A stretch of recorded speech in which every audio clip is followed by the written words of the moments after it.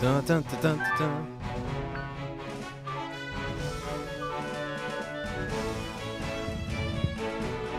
Hey, Teddy. Hey man. Can So you hear me now? apparently my sound card went nuts, so I had to go find a USB sound card to Oh, as backup. But it's working now, so awesome. it's all good. Well, it's a good thing you had a little backup. Didn't think I was going to need that thing, but luckily I had to save it. I'm gonna put the sound down in the game so we can hear you nice and clearly. 1 second. There we go.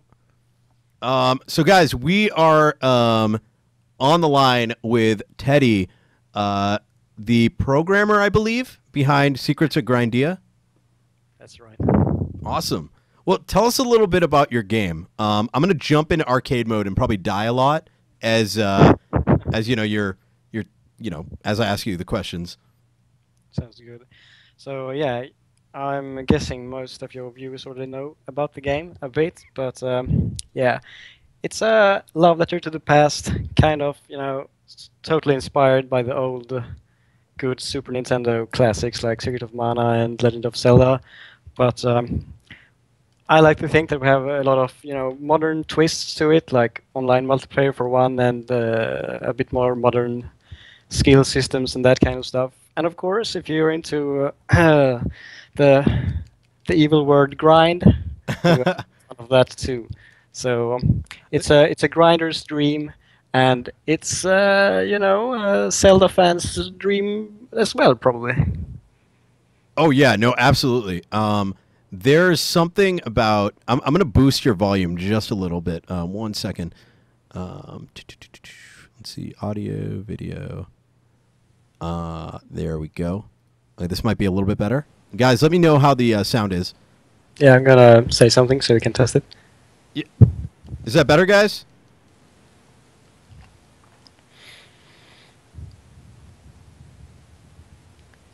Don't boost the volume. Oh God, sound was good. Oh, awesome. How's it now, though? Is it better? Good, better, possibly. Now it's too loud. Oh shit. Okay. Damn, son. This is the great thing about live streaming. Sound is oh shit. I'm like fighting a boss. I'm going in circles. Oh, I got it. All right, we're good. Whoop, rip. Yes. Well, that's the thing.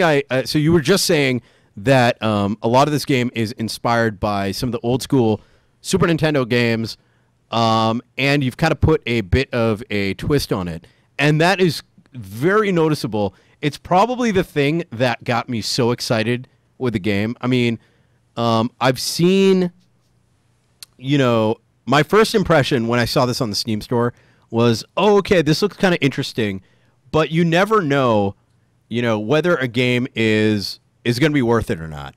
And a lot of people in my chat were like, no, you got to check it out. It's really good. So I took the plunge, and I was immediately addicted. I didn't play any other games other than this that Sunday. And then I beat, whatever content that's available. I think the first 2 dungeons the following day. And I think a lot of that had to do with the fact that, it feels like Zelda: A Link to the Past. It's got, this interesting blocking system and fighting system where, it existed in Zelda, but I don't remember ever using my shield in Zelda. But in this, it's like vital. Yeah, And then of course all these like little almost MMO elements of, killing creatures enough times to get loot and leveling your character up. I mean, it's just everything about this game just says, okay, just play for another 5 minutes. yeah, for sure. Well, I mean, we have taken inspiration from a lot of different sources. So the setting and style of the game is super Zelda inspired. But I mean, as you say, like there are other games that have awesome game mechanics that you can apply to a game like this. So we have stolen stolen ideas from all over the place. MMOs is one for sure. So what inspired you to create this game? Well, speaking of MMOs, when we started making this game, we were still university students, Mhm. studying game design, and we had done some group assignments together, and Hmm. we got to talking a bit. So, and we were talking about like what the dream game to make would be, and it, Hmm. as it turned out, all of us had put like massive amounts of hours into like, probably one of the most grindiest fucking games you'll ever Mm. play. Maybe you've heard of it. I'm sure a lot of in the chat has heard of it. It's called Ragnarok Online, which is a Korean MMO, and the grind in that game is like absolutely massive. Um, but it's really fun. Like you're having a good time when you're playing it, despite like you don't understand that you're grinding because it's so just fun Oh. to be playing it. So it's really cool. So that's kind of we said like we wanted to do a game that's sort of sarcastically focused around grinding, Hmm. uh, but we actually didn't want to make a game with those mechanics. We didn't want to make an MMO, right? Because the game wasn't really that like mechanically good. So we were more interested in making something more like Zelda. So that's how like the idea spawned. Like we wanted to make a game where you just have kind of a passive feeling of fun when playing it. I don't know. It's a bit hard to describe, but that was the genesis of it all. We wanted to make a Zelda game where perhaps you could stay a bit longer than you do in Zelda. You know, Hmm.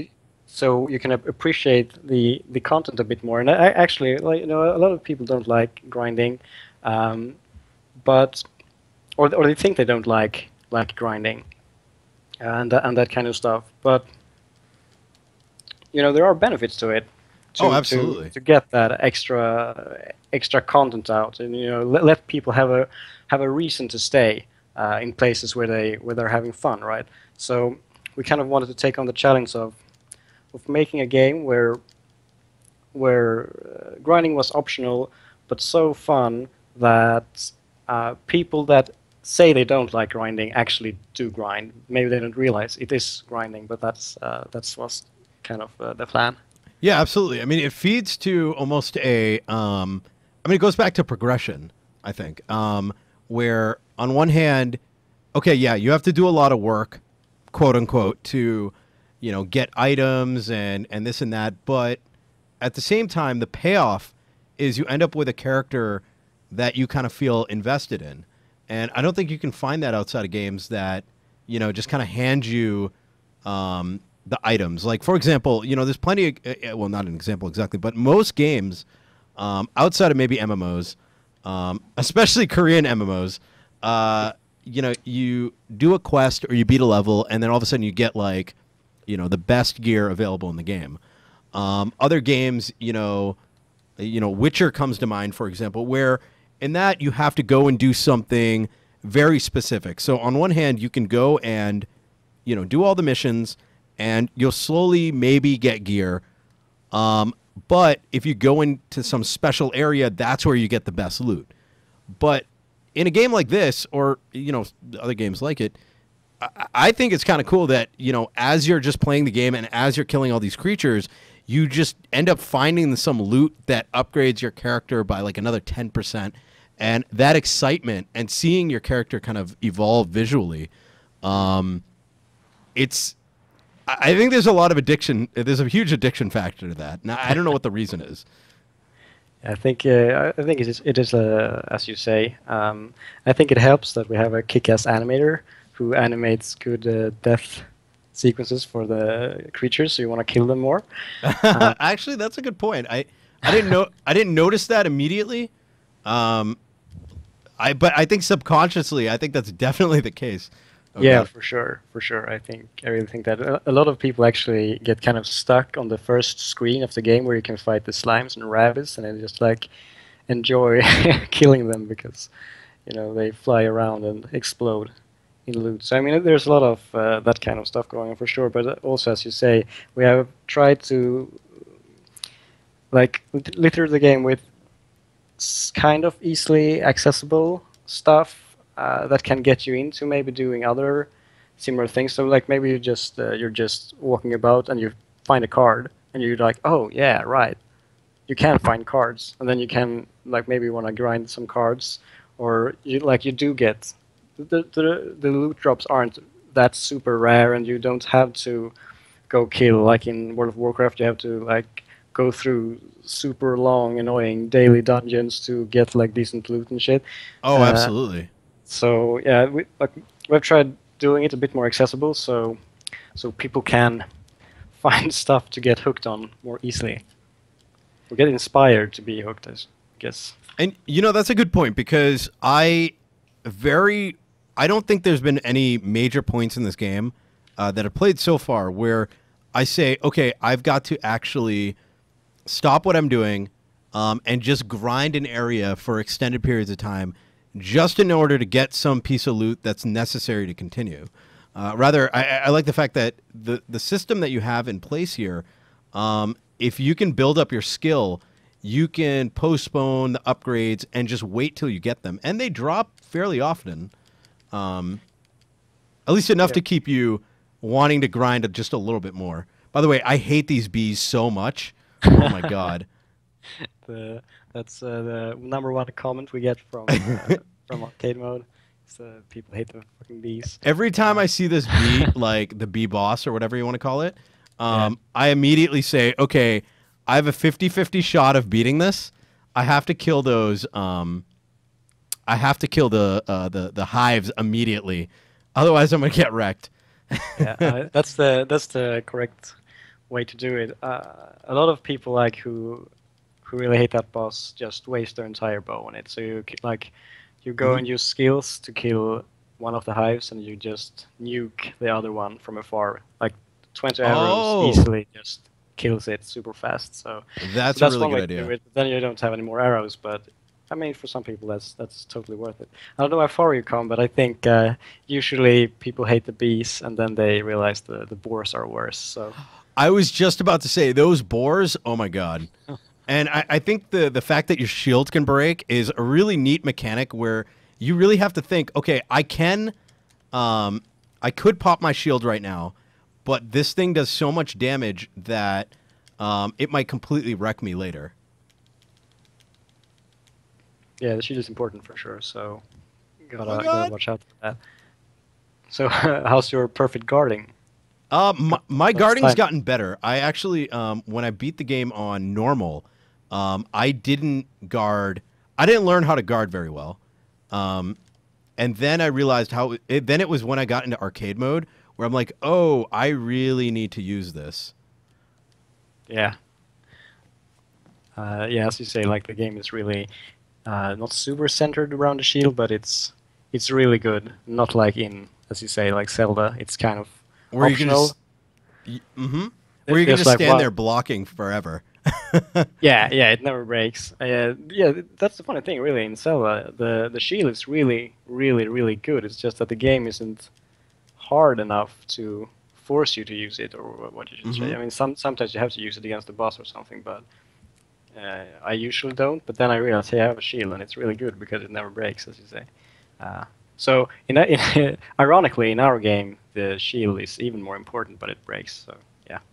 Oh yeah, like for example, the plant boss, and it wasn't until I got better at this, the perfect shield, that I realized that if I don't if I don't get used to this now, I'm never going to get any further in this game because I'm just going to see the shield breaking, and I'm going to be crying inside, wishing I was better.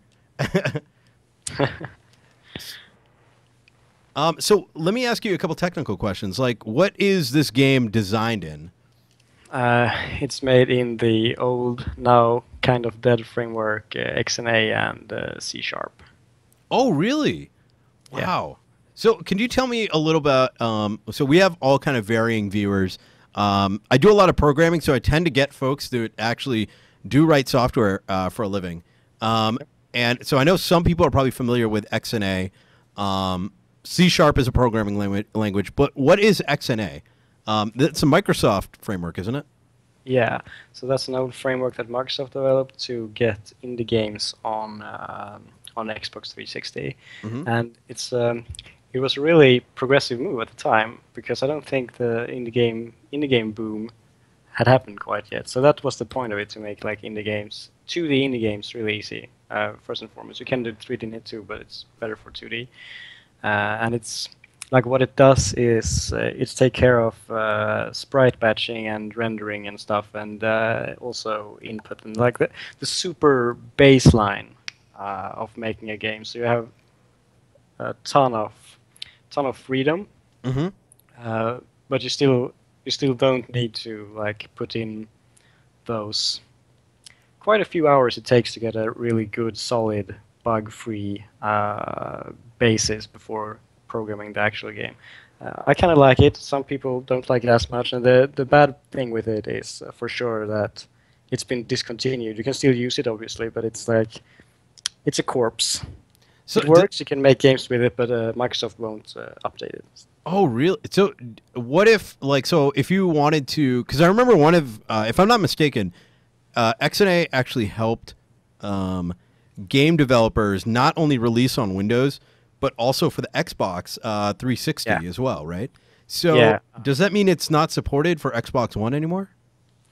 Uh, Probably not. I don't think so, actually. Yeah, it's true that you could just build the game for towards Xbox 360, but the problem is you have to, like, you're kind of limited if you do that. So we couldn't do that now because the game uses stuff that's only available on Windows. Like if we tweak it a bit, we could probably do it. Uh, but I think it's discontinued to the point that no, I don't think Xbox One supports it. But there are good alternatives. So if people think this is cool and they want to do something like similar, you can use. I think Monogame is the best one. So it's like an open source port of XNA. So it does kind of what XNA does. It's super inspired and uses the same like namespaces and everything. Um, so like it's a bit of a mess to port stuff. But if you're going from scratch, I think that's a really good thing to try. I'm sorry. What's the what is the framework called? Mono game. Like Mono is Monogame. like the open source C sharp thing, Ah, cross platform.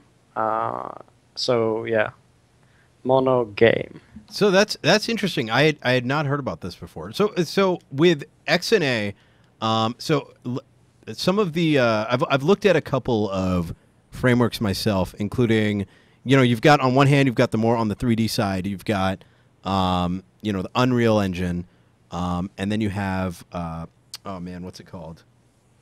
Unity. Unity, right?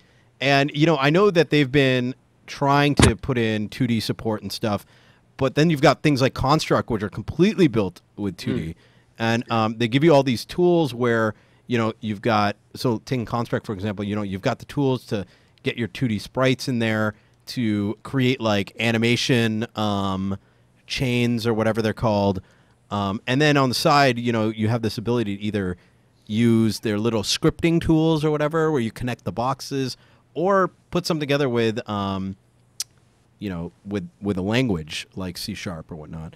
Did XNA have something similar, or Mono, or is it more bare bones? Like, what do you Yeah. get with those frameworks? Like XNA and Mono game are super bare bone, really. Hmm. That's kind of the appeal of it.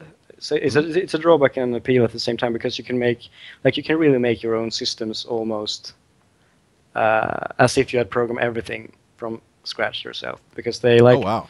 they kind of stopped exactly where when they asked themselves like, okay, where does the actual unique individual code for a game start? And then they made all the groundwork up to that point. So a lot of stuff you don't get. Like you don't get an editor, for example. You have Hmm. to make editors by yourself from scratch if you want one of those. Oh So wow. so it's really you gotta have at least one programmer who actually likes to do some dirty programming, Hmm.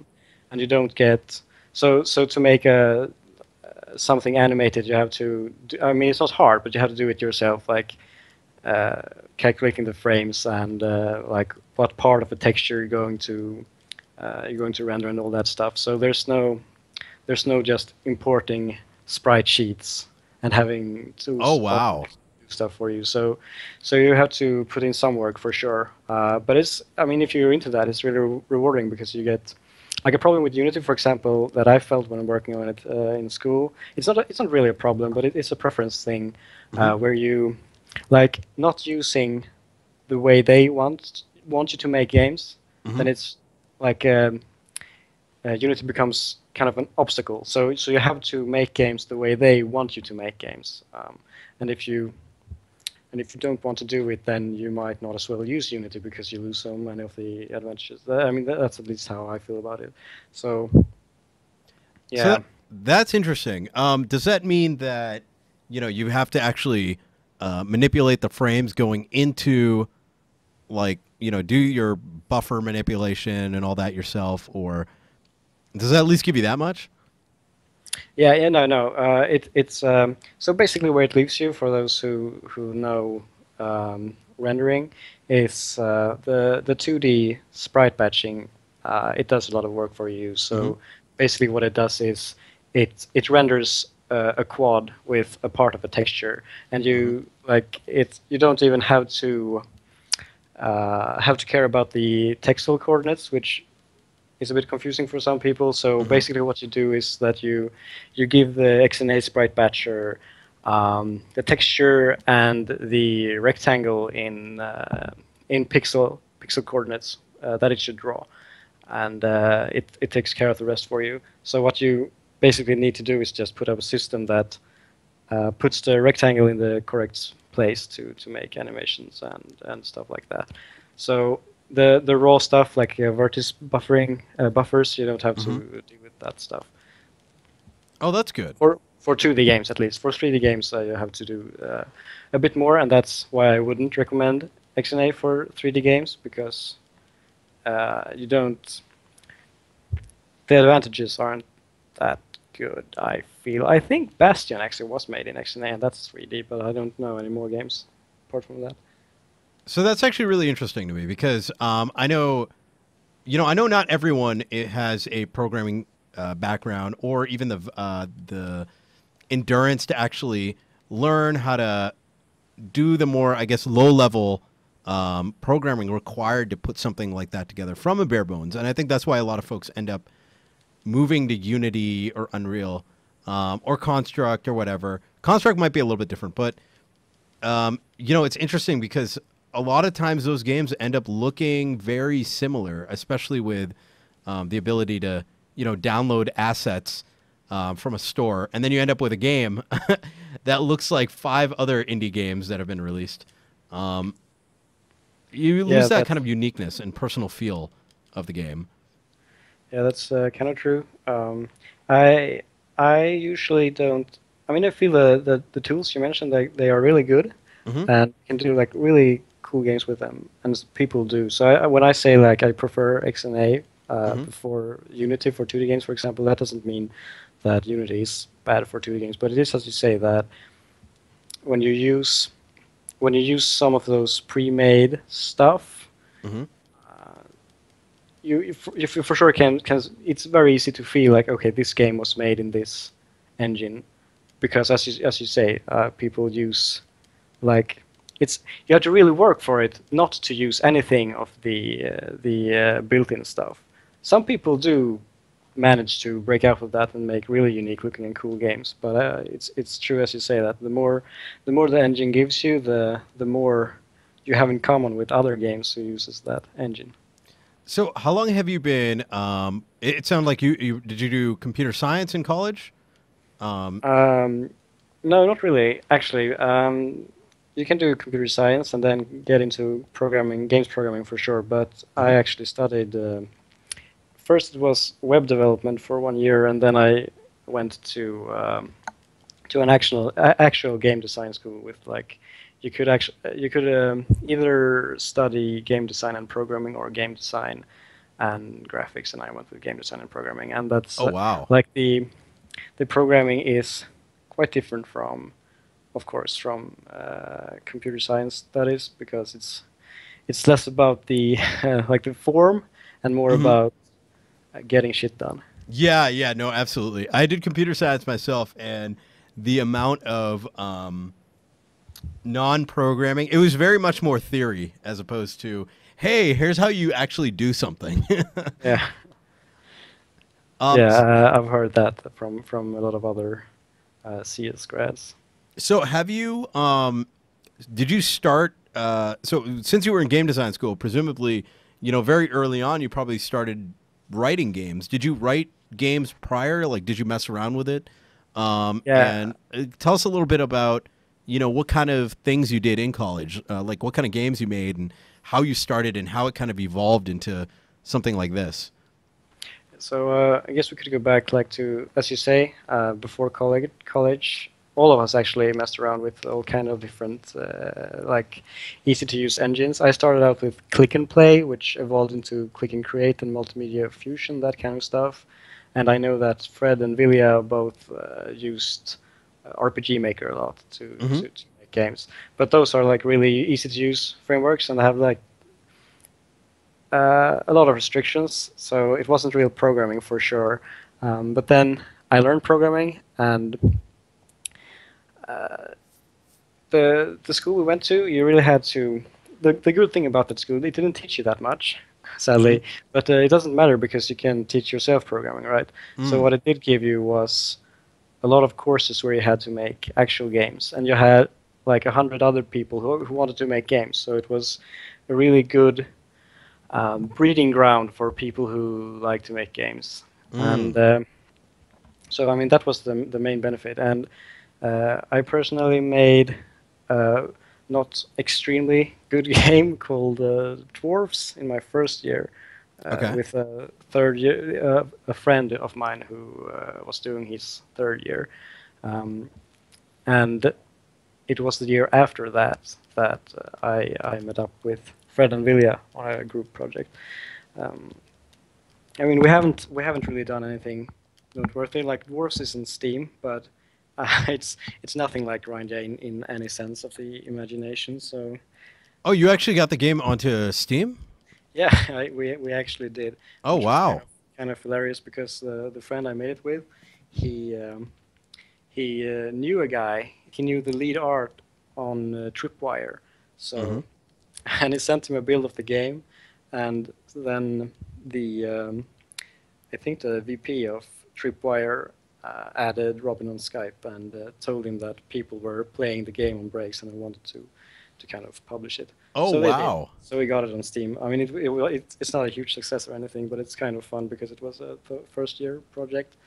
Um, but then he, like Robin, went on to do bigger things, and I wanted to stay indie. Hmm. And so when I found Fred and Vilja, we teamed up to do this baby instead.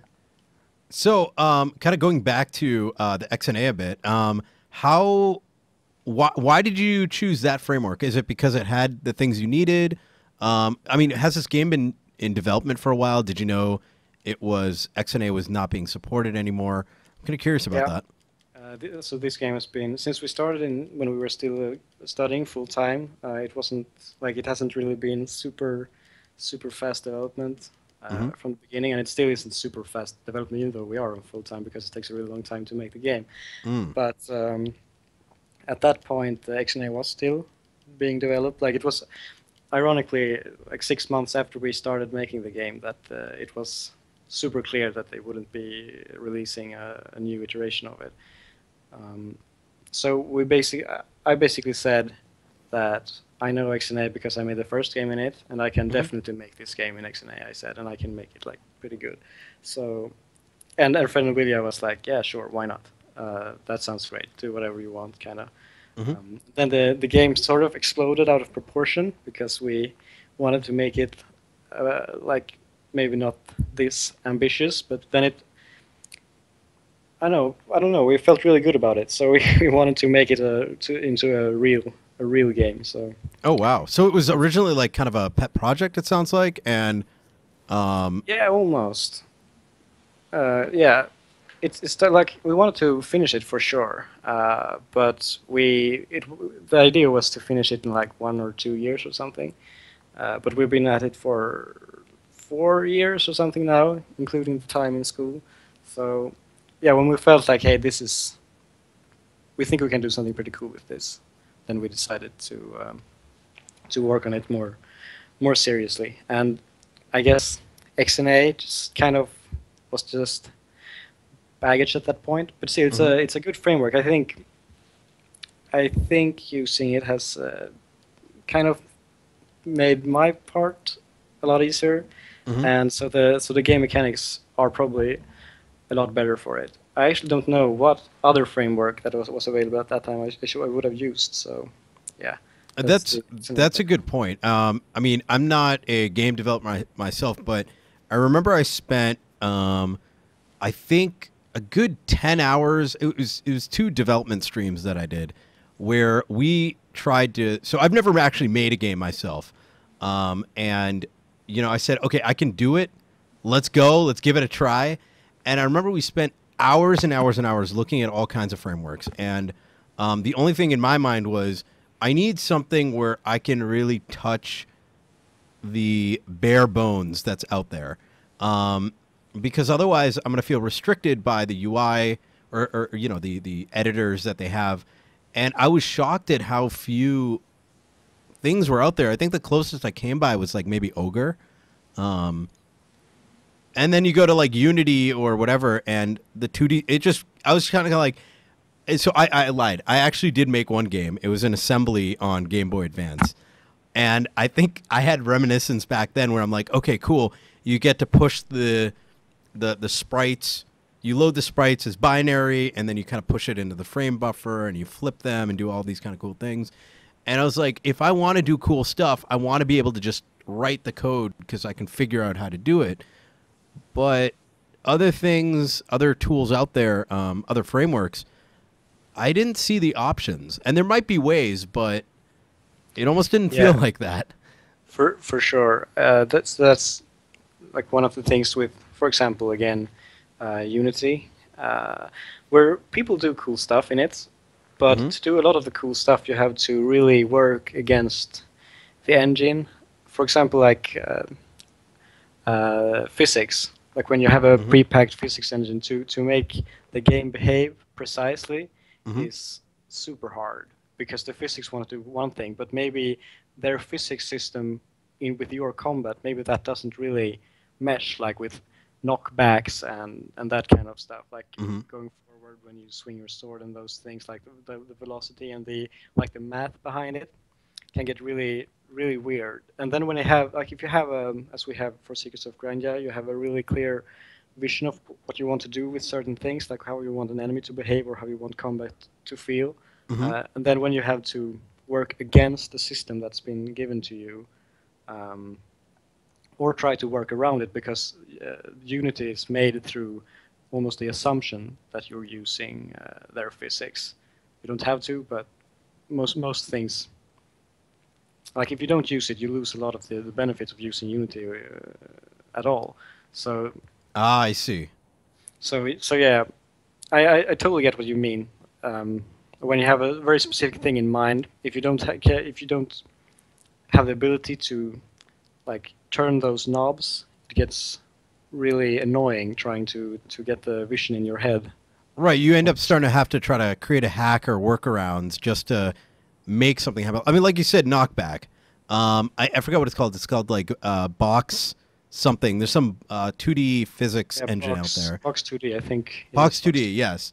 And it lets you say, okay, this object or this square is, got this weight and blah, blah, blah. And then you apply this force to it and it pushes back the same way every time. But what if, like you said, your knockback, you had a special weapon or something and you want it to react a certain way? Well, good luck at that point, 2D. Yeah. unless you start like overriding the functions. And I don't even know if you can do that in there. At which point you start to wonder, what if I just wrote this myself? Yeah, for sure. It's a weird trade-off, uh, for sure, and so that's definitely one of the positive things with us going the route we did. So, how did you first introduce this game to folks? I know I came across it through both word of mouth and the Steam store. But as I understand it, this game has been in alpha for a little while now, Yeah. and then before it went to early access. So, how is that transition? How did you take your game? You guys know it's at a certain state. I imagine there must have been a lot of nervousness about it. Yeah. Like, okay, are other people? How are other people going to react? What was your game plan there? And how are your So feelings? since we made the game kind of slow in the beginning, it's it was like a frog in boiling water. We didn't really like we did notice it at some points, but we accrued our following very slowly because we didn't really do much PR.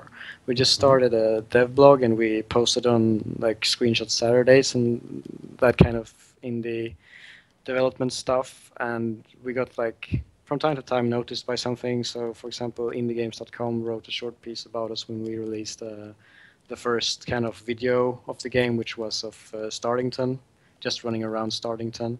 Hmm. Um, and then we got some following, and since we post about the game like every week, and we've been posting pretty much every week for 4 years now Oh, on our wow. blog. So a lot of people stuck around because since we never disappeared or anything. So um, and then like a year after that, we introduced the first closed beta where we just invited those people who had stuck with us all that time, and then we had a forum post on Desra where people could apply for getting into the beta. So that was really interesting because we had only like showed this game to other students at the Hmm. school, and on one or two conventions where like our school had a booth or something, Oh, and, wow. and we had gotten some positive feedback for sure, but we didn't really we haven't really gotten that many impressions, so that was really cool to get people into it. And it was it wasn't as good then because we really needed that feedback to make it better. For one thing, you could heal back in the Ah. day, um, but we removed that, as you're aware. Oh, I know quite well.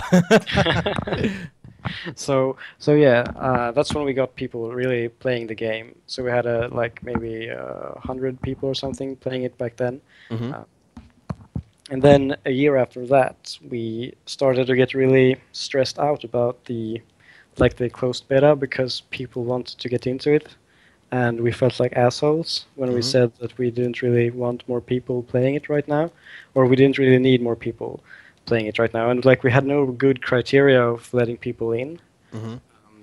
So one day we were like just, what if we released it on like that? It wasn't early access that time. It was like on our own homepage through Humble Widgets. Hmm. Um, but yeah, that was the main reasoning. Actually, it wasn't really like we did need the money, but in Sweden you can do this thing where you study, Hmm. and the the states kind of pays for your living. Hmm. So we were studying and getting paid to make the game kind Oh, of on the wow. side. But we thought like, hey, what if people want to buy it? And if they do, then we can stop studying and work full time on the game. So we did. We put it up on Humble Bundle to see what people, if people wanted to pay for it. Because then if someone wanted to playtest, we can just say, yeah, sure. If you want to buy the game, you can buy the game. And if you don't want to spend the 15 bucks, then you don't have to. Um, and a lot of people wanted to play the game. Apparently, so we got a bit of money there, and we got a host of new playtesters. Um, and then a year after that, that's now when we put it out on Steam because some people couldn't buy it via the Humble widgets because they Hmm. only use PayPal and Amazon. Ah, I see. So it's probably And limited sent, by country and whatnot. yeah, exactly. And and there are like some Steam functionality that wasn't working properly when you weren't listed in the store. So we decided to really like this past few months we've been really working hard to get all the Steam stuff inside there, like the Steam networking and Steam leaderboards and achievements and all that kind of stuff. So So how was so that's really interesting. I mean, how so did you start this game while you were still studying? yeah, Oh, wow. That is really interesting. And so how many years has this been in development so far? for 4 years. Okay. That is really interesting. And probably really inspirational for a lot of folks who, wonder if they can pull something like this off. And of course, not everyone can, but it's always good to hear that, you don't have to be So one thing I hear, the recurring theme, and usually it's with games that end up failing, unfortunately, is, it's some one or two developers that, used to work, like you go to their website, they have some screenshots or whatever, and it'll be like, this game is coming out from, X BioShock, developer, artist from, such and such game. All these, they throw all these titles up there. And then they're like, kickstart my game. We need money. And then all of a sudden, you don't get much out of it. Whereas in this case, it really sounds like, you guys just started making it and you didn't know what was coming ahead. Yeah, for sure. That's that's basically how it went. Um, and I mean, like anyone can make a game really. So I guess it's most about if you have the tenacity to keep going. And of course, I mean, let's be honest. Like I had done some programming before and done a lot of game work, and Fred and Vilja were already good at pixel art when starting this game. So maybe you can't start from like really zero and make a game like this, especially not like visual wise. But for sure, it's So in other words, like don't necessarily, you're not going to have this game on day one, right? You're not going to have it this pretty. You're not going to have the game like the gameplay mechanics in place, but rather iterate, start small, and just start building and see how big of a castle you can end up building at the end. yeah, kind of like that. And one thing, the two most common like misconceptions in game making is the first one, if you're an aspiring game developer, is that you can't do stuff, that you have to learn to be like the pros. But like then you realize that the pros are just normal people like you, and that you actually can do a lot of stuff right now, even though you're still in school. And the second huge like thing that no game developer has ever learned how to do is estimate how extremely long time it takes to make a good game. So yeah, I mean about the iterations, like you think like if you envision you're gonna make a clone of a game, you think like yeah I can do that in maybe like 1 or 2 years, but since you're probably not making an exact clone of something, you have to do a lot yourself, and then you have that iteration problem, and it takes huge amount of time to actually get a game good, because you have to try and fail so many times at like every step, and then even when you get like good enough to kind of not having to iterate that much, it still takes really a long time to make the good content. Oh, sure. Like, so you can have the gameplay mechanics, but are you going to have the story, the humor, etc.? Which, by the way, it's hilarious in this game. There's been a lot of moments where I'm just like, really? This is... I can't remember any particularly, but there was a lot of laugh out loud moments, which also makes me wonder, like, where did that come from? Did you guys... Was it just out of nowhere? Did you guys put a script together? I mean... You mean like story and dialogue wise? Yeah, yeah, absolutely. There's so many little moments like that. The bridge scene at the beginning of the game, where you almost have this like Team Rocket thing taking place, which is, I'm still waiting to see them again. I can't wait. You'll see them again. Don't worry. So yeah, I mean those things kind of they just come naturally. We do have a script for the entire game, as in like an outline. We know exactly what's going to happen in terms of like major events and stuff.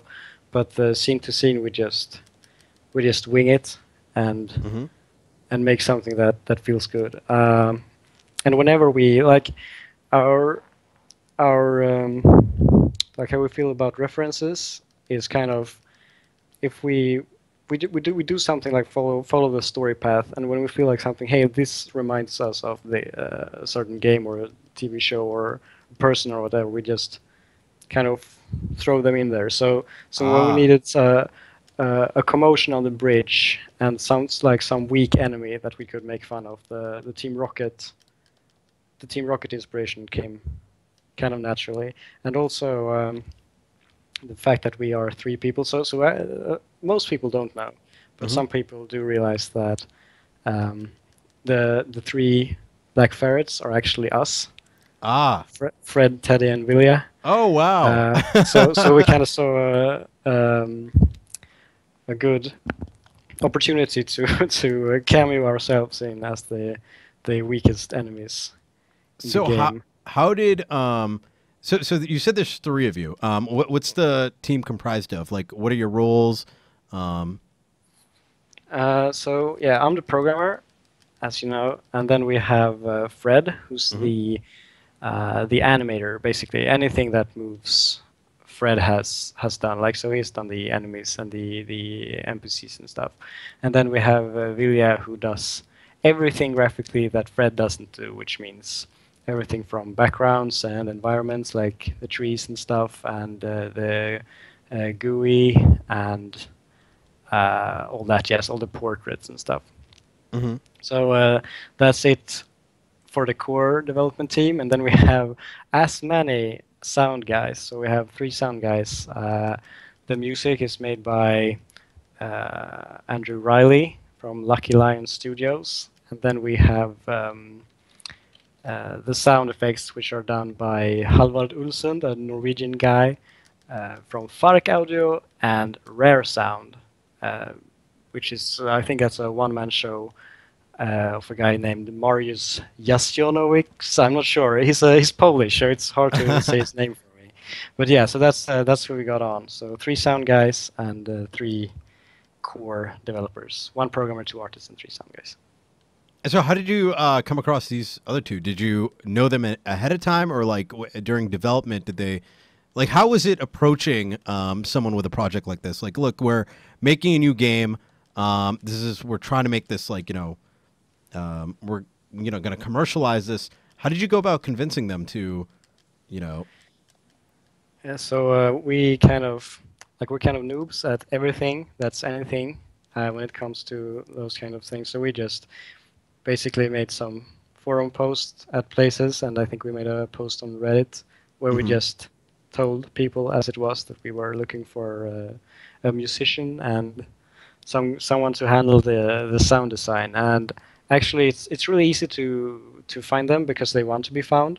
Hmm. So we got a ton of replies, and what we did was actually we made a video and asked people to do kind of a sound setting for some of the parts of it, Ah, I see. and then they just sent us the video but with sounds, and we could choose along with how much they would cost, right? So then we could choose. The thing was we were students, so Hmm. we didn't have any money. Sure. So and most people who are good at making sounds, like they do that for their day job, and we were like as students we were getting probably less than half of what a normal person working earns. So it was kind of impossible for us to pay all of these guys what they wanted to be paid.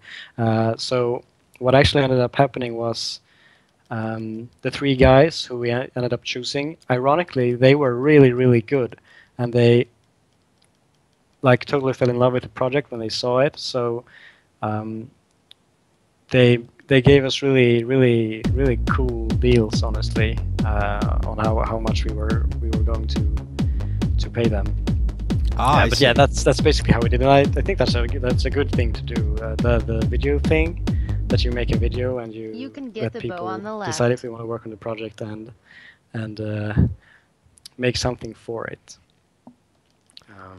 But yeah, the sound guys are really cool. Totally shout out to those guys. Yeah, the sound in this game is fantastic. I mean, there's a lot of moments of, you know, I mean, no, there would have already been a lot of nostalgia coming from a lot of the just all the little aspects of the game, but the music and the sound effects definitely add a big part to that. Um, so so are they still a part of the team? How does that work out for you? Are they like do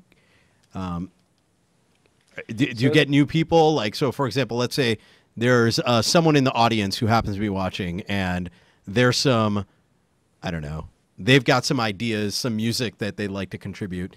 Is that something that No, probably not. I think the team is kind of set in stone right mhm, now. So the like as I said, we have the core development team, and then mhm, the outsourced sound guys, which we are, I mean, pretty solid loyal with, to. which Yeah, I mean makes they're really sense? good. I mean they're Mhm. really good, so we don't really have to look for anything else because they've done such a great job Oh, until now. nice. So I don't really see any of that changing unless they all die in an accident. Then we have to you guys for sure. Hopefully not. I want I want the sound to continue, or the entire game for that matter. So, how is the release updates? Is there? Do you have? You guys have a planned release schedule? Do you plan on updating like as content comes? Is it going to be done when it's done? Like, what's the I guess the mode of release that you guys are you have The planned? the game itself is definitely the done when it's done kind of deal. Hmm. Um, and for releasing updates, we have the cool thing with Steam is that you can select if you want to participate in betas and stuff. Hmm.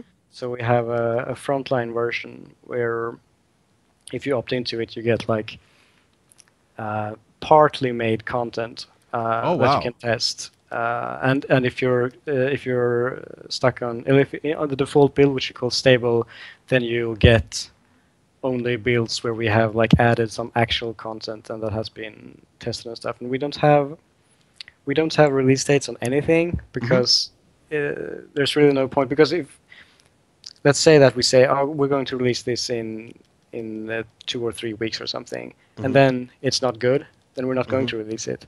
So then that's the promise we made is it's pointless because it's not going to control us either way. Like we have the internal milestones that we try to work against, Yeah. uh, but it's the same deal there. If we make something that doesn't cut it, that's not good enough for the game, then we just like do it again. Hmm. And so since we're not like the only thing we're not going to do is release something that we don't think is good. So the mode of release there is just we know what we're going to do, and we're going to do it in a certain order, and we release every part when it's ready. And if Hmm. you subscribe to the frontline builds, then like you maybe get gameplay in, I don't know, say chunks of 10 or 15 minutes or something, Hmm. just to test things out. And if you're on the stable, then that number of course goes up because we want to have people to get a bit more playtime of each update and have stuff more coherent, so that the game ends on like better notes. Because right now it ends right after the second dungeon, right, and it Ah, ends with yes.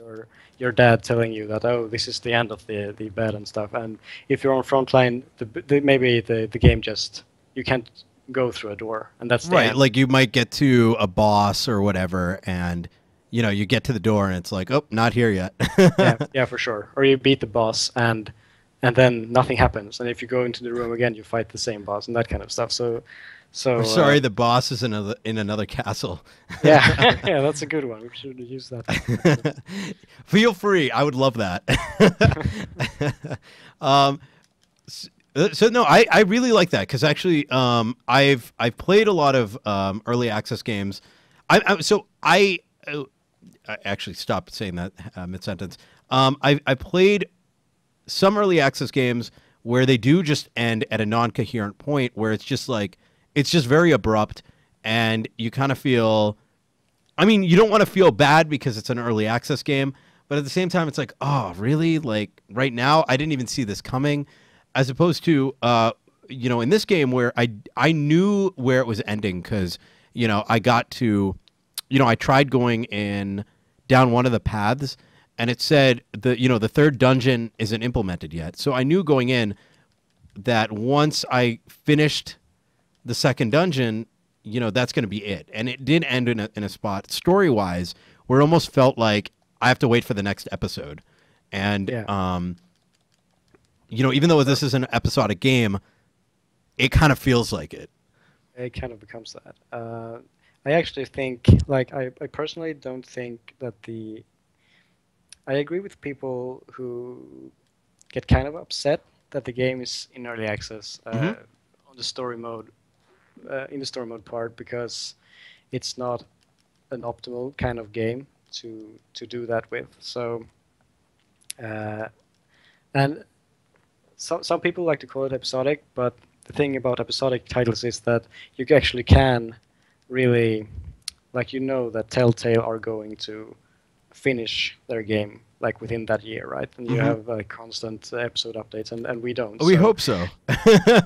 yeah, we have like constant updates, but you never know when the next big part is going to hit, right? So Mm. um, that's actually why we added the arcade mode. So for people who don't like that we're in early access, but kind of like the arcade mode, you can be consoled by the fact that the reason we even made arcade mode was that we felt it would be really cool. Like then we really understood how not replayable a game like this is, even if you have a lot of stuff to grind. When you're 100%, you're 100%, right? So we Hmm. felt like, how could we, like, what's the epitome of replayability? And it's roguelikes. So, Mm. and then we like just saw it like, hey, why not? Let's use the combat system You know, and make a one of the roguelike. greatest things about that is the fact that you can keep on, you get into arcade mode. And let's say, your update is in a while, whatever that time period is. If you Yeah, constantly play that, you're going to get even better at the game. So when the next release comes out, all of a sudden, you may have had problems on certain mobs, especially, once you get to level cap. And now all of a sudden, like for myself, all of a sudden I actually know how to use the shield, even though I didn't need to learn it necessarily um, at that point in time. yeah, but that's a problem too because people get really good, and then when we release new stuff, Yep. it's we get a lot of erroneous reports of the game being too easy because people Ah, have yes. super power leveled Yep. and gotten really good at the game through arcade mode, and then when new content hits, they're like, this is way too easy. Which makes sense, So right? I mean, yeah, it's kind of yeah, like, if you, I saw that in the case of Bloodborne, for example, and I'm a complete noob at that series, the whole Dark Soul, the whole Soul series.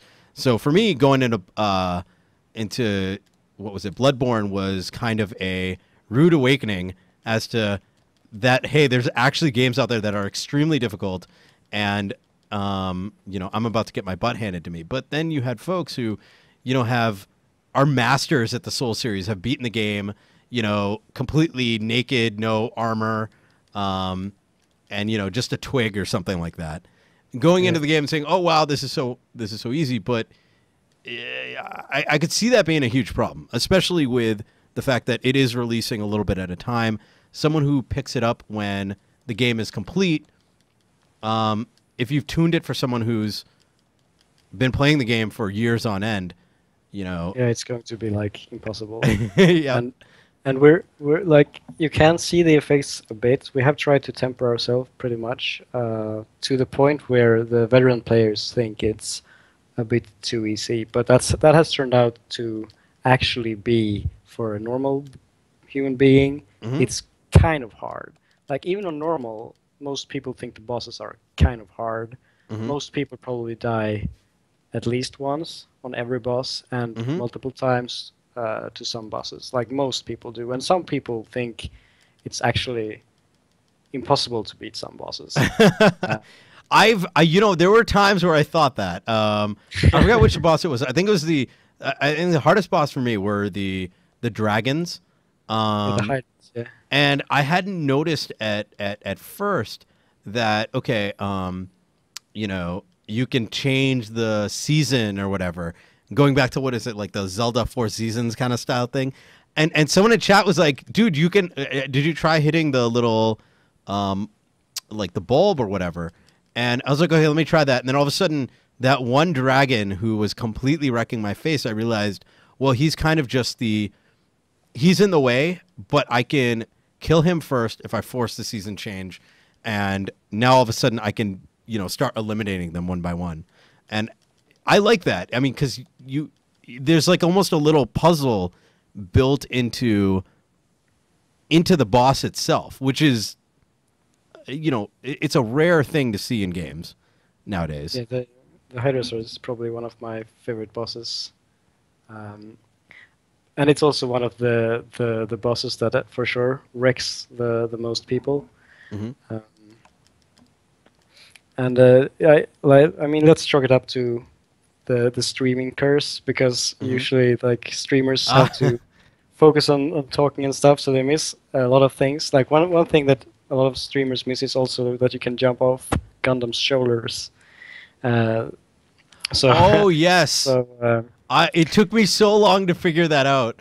I was yeah. like, oh my god, he keeps wrecking me. What the heck?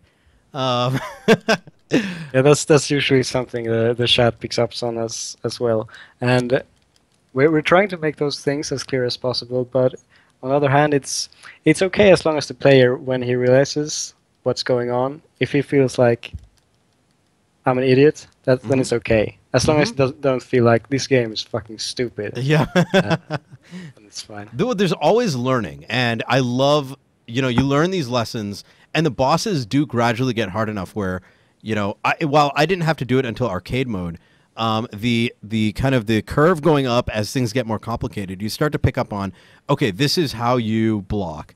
This is why I need to block on this boss.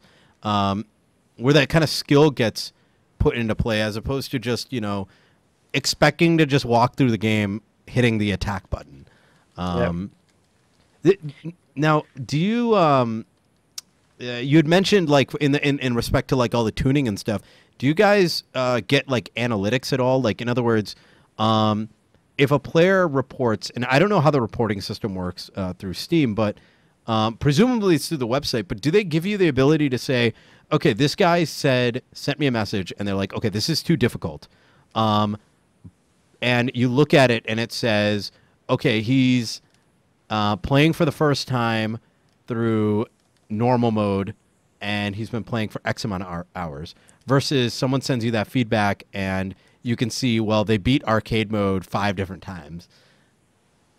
No, you definitely don't get any like good system for that on Steam. Steam is probably the worst, like, as a developer, or I don't know. I think the Steam community is cool, but the forums are horrible. Yes, they are really, really bad. I think all the moderators, because I remember there used to be moderators, I think they all ran away. I think they're just like, forget this. Yeah, I don't know, maybe, but like the whole way it's set up with like the sub forums and the way threads work, it's really not that good. So we usually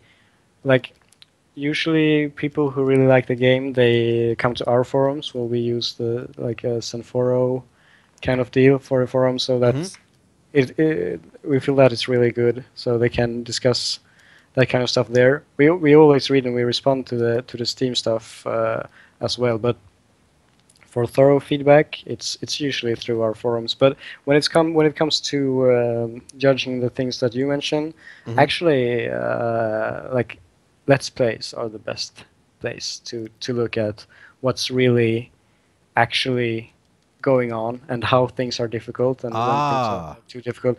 Like we always get feedback like this is too easy or this is too difficult, but it's a bit difficult to judge why the difficulties there. Why? Yeah, exactly. Oh, that makes sense, because you're actually able to see the player go through. You could probably hear in their voice them raging for some reason.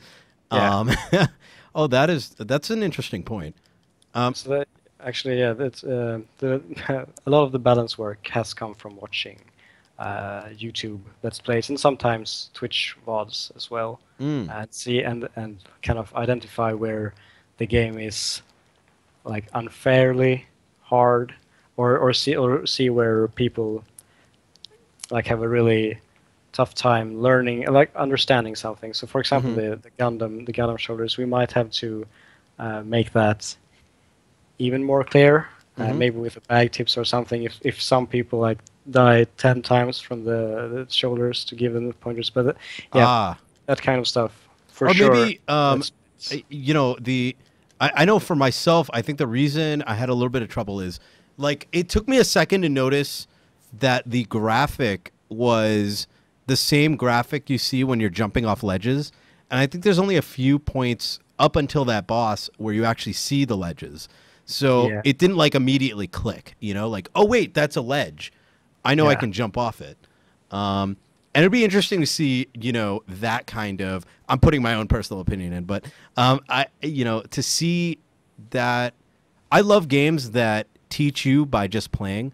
So, like, for example, if even early on in the game, like, for example, I know that when you go in the cave to get your shield, you have to break through these things and then you get your shield. So you can't advance until you're like, hey, let me try to break these things. If something similar was like, okay, well, here's an item here. I have to jump off the ledge. Oh, that's how the ledge works.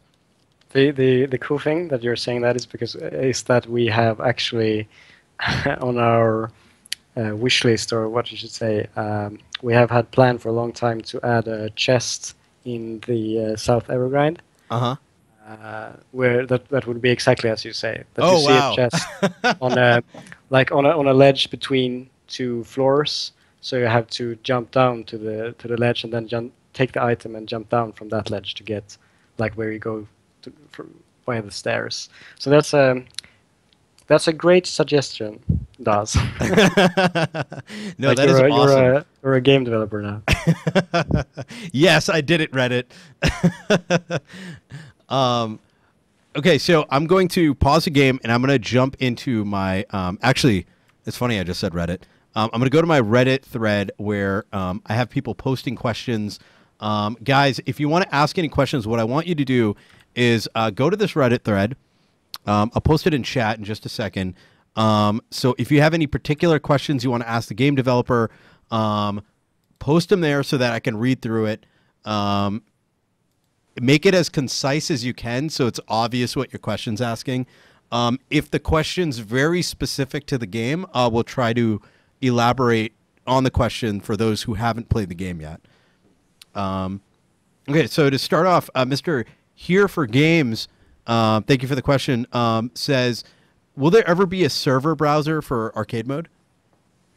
Yeah, that's a good one. We didn't think that was going to be necessary at first. We're not so sure anymore. So maybe we Mhm. are going to add that. Like not right now because I don't think the need is, or maybe the need is there, but I don't think the player base is really there yet, Mm. where it would be worth it to have. Like maybe the effect would be opposite. Like you would realize how few people actually are Mm. looking for games in your region. But at some point, we might do that if we feel that a lot of people want to do those kind of pick up arcade mode runs. Do you have Um, a section on your forum maybe where it's like, you know, find a friend or something where you can go in yeah, we there and have. say, hey, can we, I'm looking to play this game or at this time, here's my level, here's what I've unlocked. Yeah, for sure. Like we have a match, like a very sparsely used matchmaking forum where people can say what they want to do and Oh, like nice. where they live, so people know that. Mm. But actually, mostly people use the Steam forums, even though they suck. So there are like 500 posts of, "Hey, I want to do four-player arcade mode, and I live in USA or something."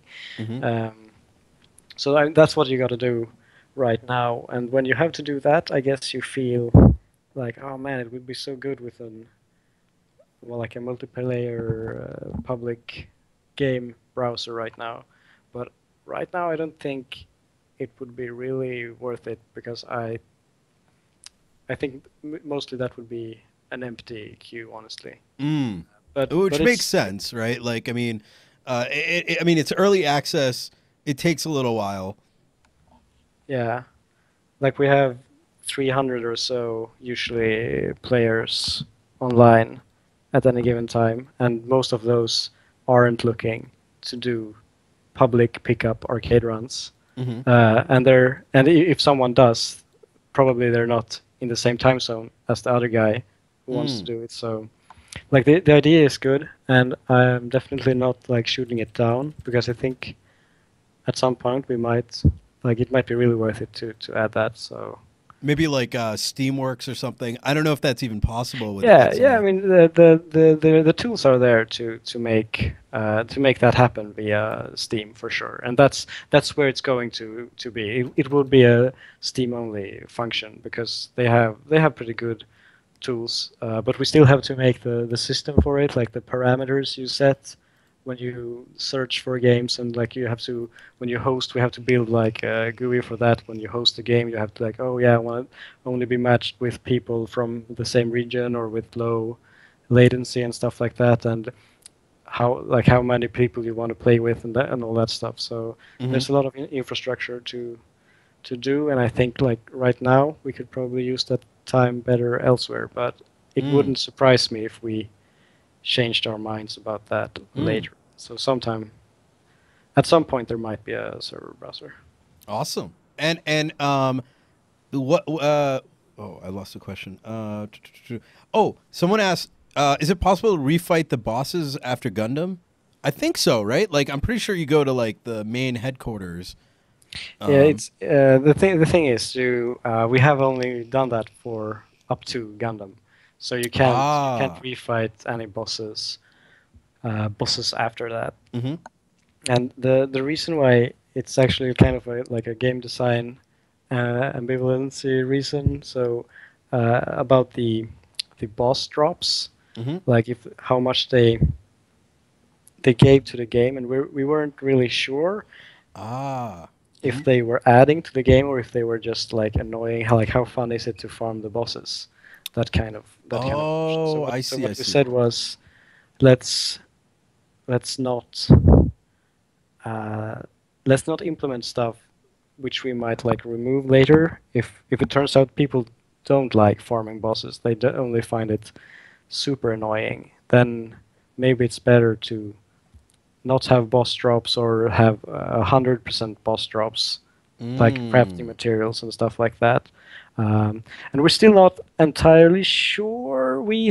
I think we are probably going to add the bosses after Gundam because it seems like people kind of enjoy refighting the bosses or at least having the ability to. But that's the reason why we haven't added it yet because it was a bit up in the air what we would do to them, Well, do with them. yeah, I mean, it would be.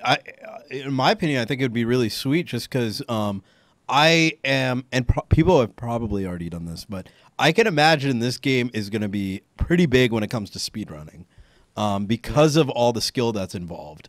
And I can't hopefully. wait to watch when the game's complete. People start speedrunning it, and they post their times up. Like this is how long it took. Yeah. So someone said, okay, so someone's asking, can you show me how to beat the chicken game? Is that even possible? I think that's every You time, should show them. huh? I should show Ha- them. It might take a while. Yeah, that's the one like puzzle I can never beat. And I've gotten close. I've gotten down to like one chicken. And I can't wait to find out what comes out of that chicken like thing. Maybe it's a chicken hat. I have no idea. Um, but I'm Uh, pretty excited. it's definitely possible. Like when you get used to how the chickens move, it's not that hard, and hopefully you do learn before you get to like higher floors because each floor has more nefarious chicken herding. Oh no. It's something about the chickens. I just want to keep like I think my Zelda Ocarina of Time instinct kicks in, and I'm just like, okay, I want to just keep hitting the chicken, and then I forget. Yeah, Oh, wait a minute, I gotta try to put them you. into the thing.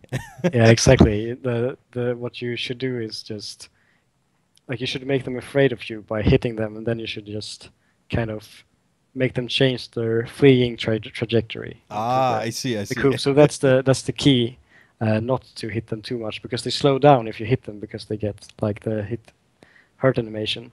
Mm. So that's a gameplay tip for you. How far is arcade mode currently go up to, and is that also something that's going to be expanded upon? Yeah, the arcade mode mirrors the story mode, so we Hmm. always start with story mode and then we make arcade mode catch up. Oh, excellent. Nice. The arcade mode ends after the 12th floor, which is the season change temple equivalent. And in the end, if we still go for 2 floors per area in arcade mode, the end arcade mode length is going to be 24 floors. Oh, wow. Nice. Is there have you made it public as to how many temples there's going to be? And I'm asking it that way because if you haven't, then I don't want to know because that's always fun. Yeah, we have answered that question a few times already, so Ah, it's no big secret. The game is going to feature like 4 main temples and then one final dungeon thingy. nice. I can't So that's wait. what you can expect. So let's see. What else do we have here? Are there any Easter eggs in the game, or did you add any Easter eggs? I guess this is aside from all the references in the game already, Yeah, which yeah, I think yeah. are great Easter eggs. We have actually like a whole ton of Easter eggs that we want to add, but surprisingly, there are stuff with higher priority on our task lists. So most of them haven't found their ways into the game yet. Like the only one I can remember right now, like if you mean Easter egg, that it's kind of hard to find, is that if you equip the crown item and talk to the snobs on top of the cafe, their lines change to be more polite. Mm-hmm. But that's the only Easter egg I can think of from the top of my head. But I would think there are going to be more where that come from when we finished up the game, so to speak. Nice. Is someone's already asking? Will there be a sequel to Secrets of Grindea? Might be a little bit too early to say. Yeah, probably. Though I'm secretly really hoping for one, or not so I don't know. secretly. Please make another sequel. Make a sequel. When the game is done, if we're not dead by then, we'll see. Maybe. Is there any hope for a version for the Mac? And if so, is there an expected release date? And I guess to add to that, maybe similar question for maybe the tablet or something. So the stock answer for this is that we're going to develop it for the PC only until it's done, and then we're going to like kind of feel the water and check our options of porting it. So as I said, the mono game is kind of interesting because it's super inspired, or it's basically a mirror of the XNA framework. So depending on how that looks when the game is done, we might try to port it and see how that goes. That would make it possible to play it on Linux and OS X. For consoles, I'm not sure. I guess it depends how much work it would be. Tablets, probably not. I can almost guarantee that because we would have to make a whole new game, and I'm not really interested in that. But porting it to consoles and Mac and Linux, like it might happen. If someone was going to be like, I want to buy this game, but I'm not going to buy it if it's going to be to Linux, then I would say, don't buy it until we actually have it on Linux, because we might say like, okay, maybe it's possible to, it's always possible to port it, right? Yeah. But maybe we feel our time would be better spent like doing additional content or something after release, or a sequel. Or a sequel, yeah, for sure. And I mean, if that's what would benefit the most of our fan base, we might do that instead. So I mean, I can't promise something, but we're absolutely going to look into it. That much I can promise.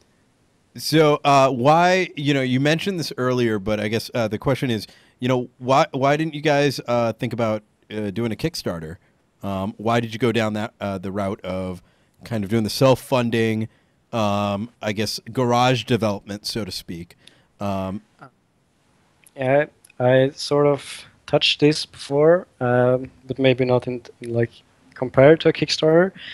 But there are a few weird things with Kickstarter. For one, I mean, part of the reason was actually you couldn't do Kickstarters in Sweden back then, so we would have to do an Indiegogo, and Indiegogos are, I don't know, people don't like Indiegogos as much, Mm-hmm. but the main reason is actually like the fundamental way which Kickstarter works, which is that time-based, really markety, like, oh, you have to do this now or something bad will happen kind of Ah, yes. idea, which is not really what we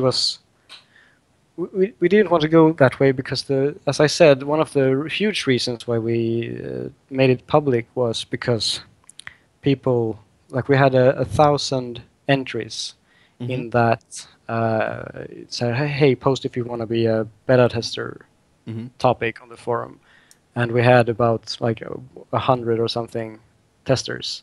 Mm-hmm. And we just wanted a way for them to, like, okay, if you really want to support the game, then you can buy it. And with a Kickstarter, it really doesn't work that way. As I said, like, you're expected to do a lot of PR, and you have to get this money in a very short while. And you Mm-hmm. also have to you need to release dates for all your backer rewards, um, Ah. and all that kind of stuff. So, So in other words, like, it would have forced you to force the game out, I guess, as yeah, opposed to either chase. that, or it would at least force us to give a promise that we probably would break. I mean, if you look honestly, if you look at the Kickstarter projects, Mm-hmm. uh, I like a lot I of know of them do zero good succeed. Kickstarters, so. I mean, there are some Kickstarters who ended up delivering good games, but I Mm-hmm. don't think I know of a single one that delivered the game when it was supposed to be delivered. Like, Ah, yes. most probably was delayed by at least 6 months Mm-hmm. or more. Like the first one, like Double Fine Adventure thingy, Ah, Broken Age. I yes. mean, that game didn't come out until, like, I don't know, 2 years later than it Mm-hmm. was supposed to be or something. Like, maybe not that much, but a very long time. And that can make people really salty. I have a Yeah, friend at work, for example, who the moment what game was it? I think I had gotten Fandango, the remaster, and I briefly mentioned it to him, and he just went on and on like, "Screw Double Find, those guys are bastards." I'm like, "Whoa, chill out, man." yeah. I um, mean, that's really bad because they did their best. I mean, they didn't try to screw people over. It's just game development is really a bitch, it's hard. and yeah, and like guessing release dates, we can't do it, man. Right. It comes with the job. Like, you sign some kind of contract, and you're allowed to make games, but you can't ever Hmm. estimate how long something is going to take ever again. So it's yeah, it's really hard. Like, I don't. It's the same with, like, Starbound. People are pissed, and Hmm. I think you should cut developers some slack. Um, Mm. but also, since we're aware of the fact that we can't guess release dates for shit, we want Mm. to don't do it. Software And never gets yeah, released on time. yeah, It is just a that's fact. Even for my full-time job, which is regular programming, the amount of times dates are slipped because you have, I mean, especially maybe in Double Find, I don't know how they work, but a lot of these things, like, people aren't even project managers, or they don't. There's a lot, especially as an indie team. I can imagine there's a lot of things that you have to wear multiple hats. Like, like in your case, you have what? You have a programmer, you have an artist, and then the two artists, right? He does the yeah. other stuff. Like, I imagine you guys have to do marketing as well, and project management and dates. And even though you may have learned these things, this isn't your full time job. And or doing the non programming or the non artistic stuff. And you know even if you did have a project manager or whatever, he's going to do is ask you, okay, so when is this going to happen? When's that going to happen? And some bug is going to come along the way, or some idea. And the question becomes, do you refine it and make the game good, or do you just give someone a broken build and say, oh, we'll patch it later? Yeah, uh, for sure. I mean, that's the core problem, I guess. So, similar to Kickstarter, you guys did decide on early access. Yeah. Were there um, any fears surrounding that? Because as much as Kickstarter does have this kind of dark, glooming cloud over it, um, what So does about early access. early access? Yeah, and green lighting and stuff. Yeah. So the the green lighting, we were greenlit before. People hated it, Hmm. and about the early access stuff. So people dislike it about as much as Kickstarter. Hmm. So like we didn't choose early access because people liked it more, but because we could do it being a bit more honest. Hmm. But we're still like we do have like real fears that people are going to get pissed at some point. I mean, people do get pissed and say like, "Hey, man, you shouldn't release a game like this. Early Yep. access, it's for games like Rust or Ark, the sandboxy games." Yep. Yep. Uh, and there, I mean, there's a point. There is a certain point to that because especially if we ignore the arcade mode, Hmm. then you only have like 5 hours or something story mode. And Sure. if you want to grind everything out to 100%, maybe you got 10 hours, but it's still the fact remains that you're going to hit a brick wall story wise, and that isn't the most pleasant of experiences. So we actually like if you read through our early access, you have to answer all these questions Hmm. when you're going into early access. So you see that blue thingy where you can read about the game and what we say about it. Ah, It's more yes. like an anti-sales pitch. We Ah, do yes. this is why you shouldn't buy the game. And if you don't tick any of these boxes and you tick all of these boxes, then you could buy the game if you want to. But like, yeah, we almost tell people why they shouldn't buy the game instead, because people Mm. know why they want to buy the game. They want to buy the game because they've seen it, like they've seen you play it or they've seen someone other streamer play it, and they see the screenshots, they see the video, and think it's cool. And then we need to like calm their expectations a bit. So I mean, we have a demo as well for the same reason. Actually, like we don't have the demo to hook people really, Hmm. but rather to get people to like really know what they're getting into. Uh, and I think the first line in our product description is also like, "Hey, it's cool you came to the store page, but please read the early access description first." And the sad part is that most people don't anyway. They just buy the game Yep. instantly, and, and then we got people who are like, "What the fuck? You can't Where's the you rest of the can't even beat levels? the third temple." Yeah, exactly, kind of like Oh. that. So yeah, but we tried.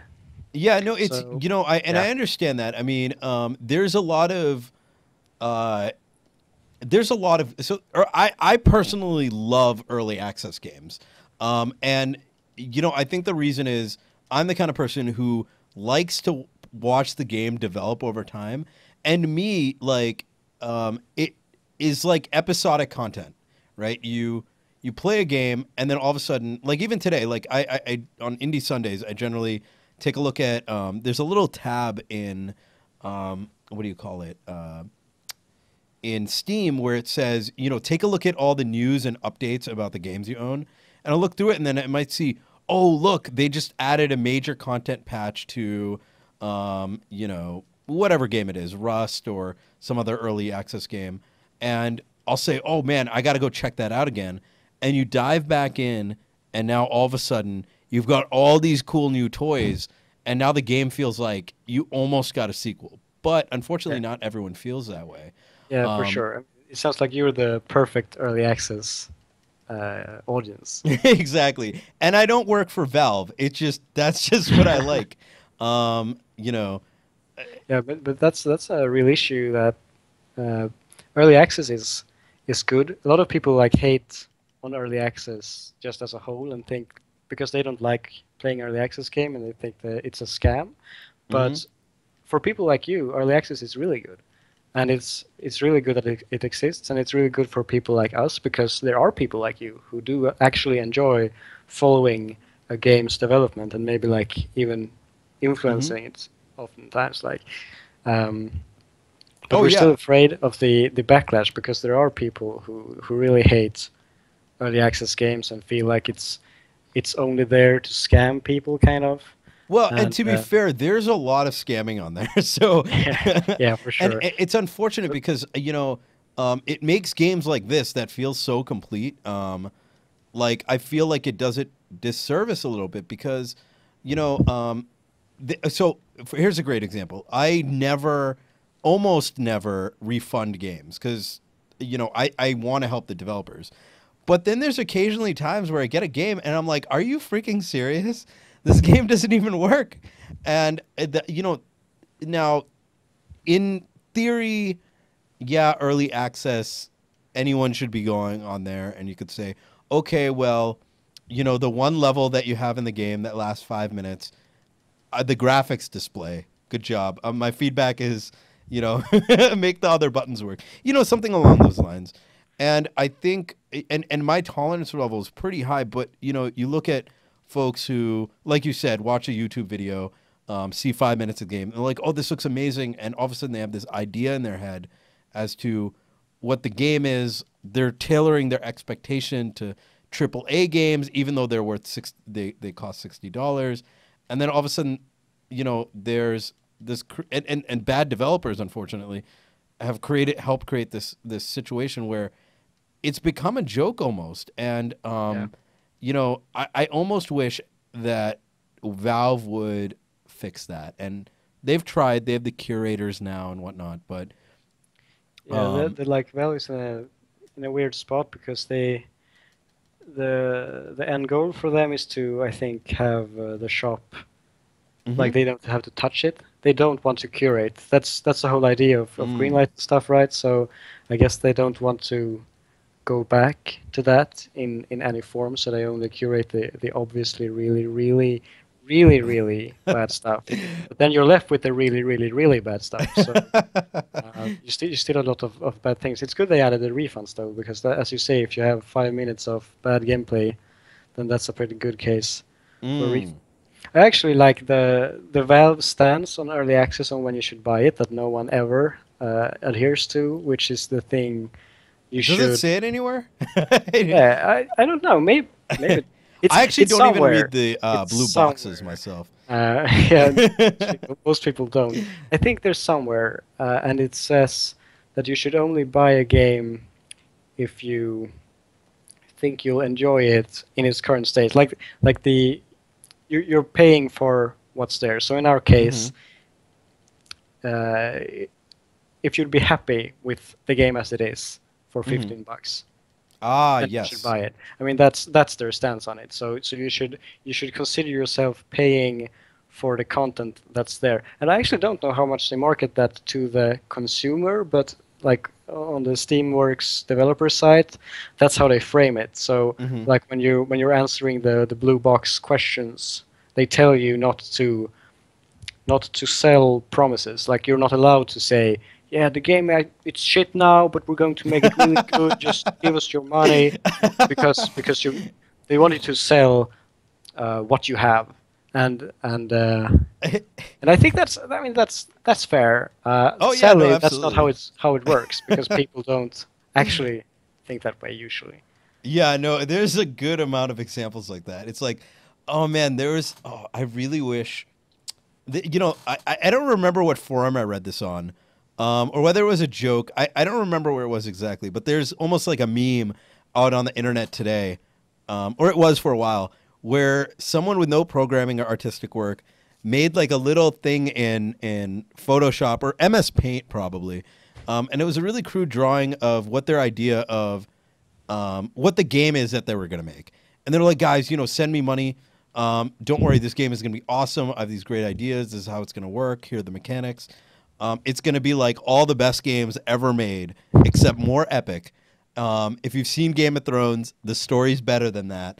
And people looked at this and like, is this person serious? And they could have been, right? Like we all want to we all want to. Everyone wants to believe that they're the best at whatever they are, right? At some level, maybe not so openly or whatever, but sometimes I feel for them, and a lot of times maybe they have good intentions, but it just turns out that it's it just the game doesn't work out, Yeah. and I, I, That, it just that, happens. I actually love those, like reading those. It's usually Kickstarters Hmm. or green light submissions for sure. And it's yeah, it's kind of amusing to um, to look at those things. The sad part is that often, like on Kickstarter, at least before, Hmm. they also got their $5,000 Ah, that got yes. burned at something. Uh, I mean, that's kind of an issue, and I also feel for those guys because usually I think they're young and don't really know what the hell they're talking about. Hmm. And when I was younger, I for sure felt exactly that way. And I always asked myself, like, when I played a game and they didn't have a feature that I thought would be like really cool. Like in our game, Hmm. people often ask like, "Hey, why doesn't the clothes change when you put on a new armor?"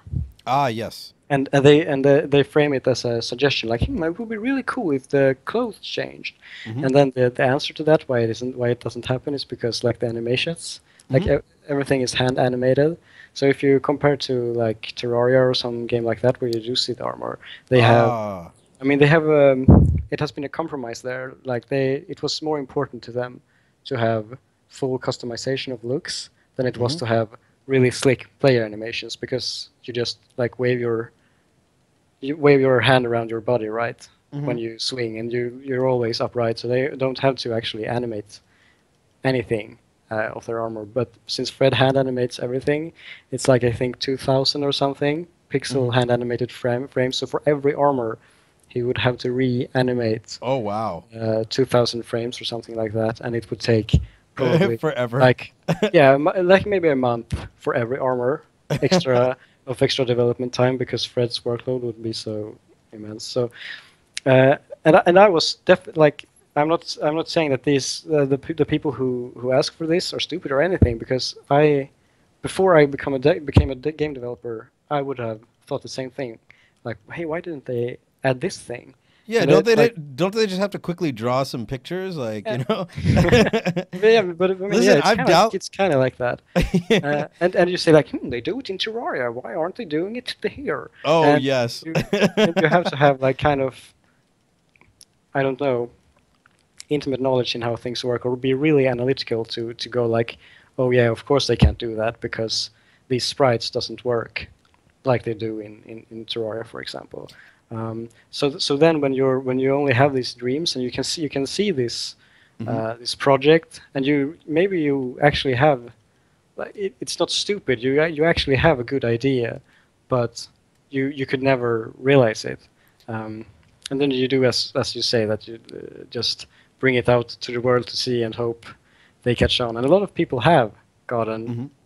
thousands of dollars doing exactly that, Well, just coming up with some dreams. Stuff, oh, yeah. Well, so in fact, so going back to, well, so to your point about like how much effort would go into it, I noticed because I do subscribe to the YouTube channel that you guys have, and I noticed I think it was today or yesterday you uploaded a bunch of, I think it was Photoshop, where you're hand animating, or someone is creating some photos which look like portraits for maybe the dialogue section, and I think things like that actually are really great for folks who've never actually done it themselves to take a look and be like, oh wow, um, Sure.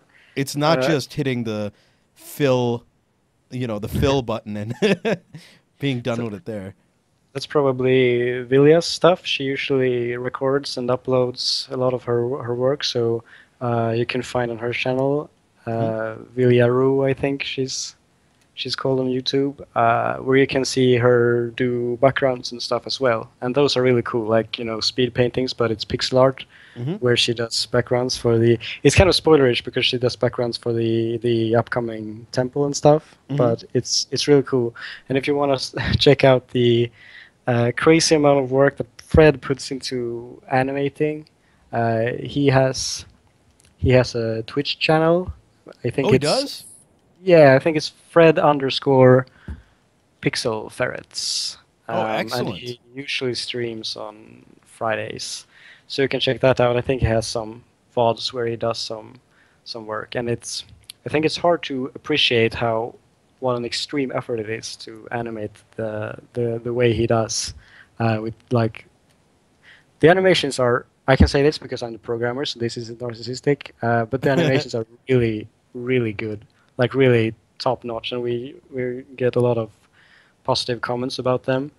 And it's not only because Fred is a god. It's partly because he is a god, but it's also because he puts in the hours. Mhm. Holy shit, man! It takes a lot of time Yeah, to animate. can we get the mods to actually put his channel in the put Fred's channel in there? Have you thought about doing any of that, like going on Twitch or something like that? There's a large people do love watching programming as well. Surprisingly, there. Yeah.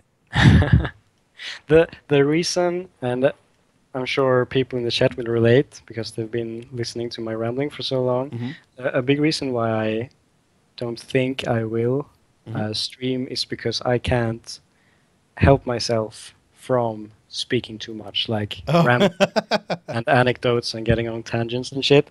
So, And then the game will never obviously, come out. yeah, the game will never come out. If I stream, the game will never ever be finished. So that's a big problem for me. So Fred is much better at actually working while Mhm. talking, uh, Mm. but I could probably I could probably never do that, and I just end up showing people other stuff instead of doing what I should be Oh, doing. like So check this cool thing out. Oh wait, what was I supposed to do? yeah, I will just yeah. delay it a week. It's fine. So we have another question here that says, are they going to fix the host lag issue on multiplayer? Not particularly sure about that. I haven't actually tried multiplayer yet. I will today. So I'm always trying to like periodically make the multiplayer less lag unfriendly. Right now, you can play usually without any problems if Hmm. your ping is below 150 or something like that. Hmm. It's best if it's below 100, but if Mm. the ping goes up to like 200 or 250 or something, then it's it's not very nice to play because the it's so timing dependent and stuff. So I'm So guessing this is because it's peer-to-peer base, I think. yeah, yeah, You have one person hosting the game, therefore all the the enemy computation and stuff is taking place on someone else's server or someone yeah, else's computer. exactly. So that's the exactly. So that's why it gets kind of bad sometimes if you have uh, really high ping because stuff isn't where it should be, and Mm. I'm trying to compensate for that at some places like the bullet hell parts. Hmm. Actually takes your ping into account and it moves the when a bullet is created, it moves it forward uh, Ah, I see. to kind of calculate where it actually should be. But not everything is done like that. And that's a hard problem doing Yeah, that's a really difficult problem. I mean, people have been because trying to solve that forever. It's not yeah, solvable. You can almost get it there. exactly because like if the physics of it is that the computers don't know what the other computer is doing right now. So if you have Hmm. 250 ping, that is 250 milliseconds where your computer have no idea of what actually happening on the server. So you Hmm. have to do the prediction, and uh, as you say, to get it perfect is impossible. But Hmm. we Especially can, when the what is it, like some of the things like shield like doing the shield the perfect shield, if that requires like a half a millisecond, or sorry, half a millisecond, yeah, right, half a second, 500 milliseconds of you know like if the frame is only 500 milliseconds where you can execute it, but then yeah, the ping is like half of that. Well, now all of a sudden you have to react in half Yeah, of half of that. Um, exactly. So, I mean, we're definitely. I'm not trying to say that it's working perfectly. I'm not mhm. entirely happy with it. Like if you have, I will say this though, that most people, if they have good connections, don't have any problems with Mm. multiplayer. But if you know that you do have like high ping when you play with someone, then it can get messy. And I'm trying to come up with ideas Hmm. to make that better as much as I can, like to Mm. give I don't know, to give more power to the clients, um, to make the experience smoother. But yeah, I can't say when it's going to get better if you're having problems, but hopefully it will get before the game is out. Another question in chat says, or in Reddit says, um, have you considered creating other character models like cats, dogs, other races, orcs? I have no idea. And I guess would it fit in the lore? Um, um, for for player characters, mhm. then the answer is definitely no. I mean, no, not a chance that we're going to add other I'm races. glad. I wouldn't like that either. For the same reason with the armors and stuff. I mean, then Fred would have to animate even more because a cat that's a whole Get some different hair thing. physics going and Yeah, you know. So no, we're definitely not going to add furry cats as what main about characters. pets? Like could you get a pet and maybe a cat follows you around? I mean, we probably have a cat somewhere in the game. I'm actually amazed that we don't have a cat in the game. I don't think there's a Uh, cat. Yeah. I don't think there's a cat in the game, which is really surprising because we don't have anything against cats. Hmm. There's no dog in the game either, which is also weird. So we actually this it's really weird because one of the first quests we were talking about adding, which Hmm. obviously haven't added yet, was that you were supposed to rescue a lot of animals across the world, and Oh, that they would like return to Evergrind. So in the end, Evergrind City would be filled with like animals, or uh, cats. cats, yeah, cats and stuff, dogs, birds. But for some reason, we never added the animals. That could be But they neat. I will. mean, it I adds a mean, little bit of livelihood, maybe. And yeah. there are it is already the cities are really lively, which is nice. Um, it makes you feel like okay, this is my home in the game or whatever. And there's the old grandma and the and the seller or the vendors and all that. Yeah. I mean that's a place where you will see Fred has put in a lot of extra work. Hmm. For example, like having NPCs do stuff. They don't just stand around. Usually they drink tea or they feed the birds or they are like trimming the bushes or something. There's Um, and it's interesting you say that too because whatchamacallit, the you know all the character models I don't think and I would have noticed I don't see any repeating characters, repeating sprites. I mean, outside of the regular mobs, all the characters themselves are unique, yeah. as opposed to let me just change this person's hair color or something like that, or at least not noticeably so. Yeah, we have like Freddy and Teddy. Hmm. They are palette swapped, but that's a Hmm. joke, so Yep, we yep, yep. we get away with that. And then we actually have the city guards who Mm. share the same portrait, which is also a joke, but we haven't really made that clear. So we're going to actually add a bit of dialogue to them to make it clear they're from the same family or something like that. Because the guards share the same portrait. But other than that, yeah, that's one of the things we just maybe stupidly, but I don't think so.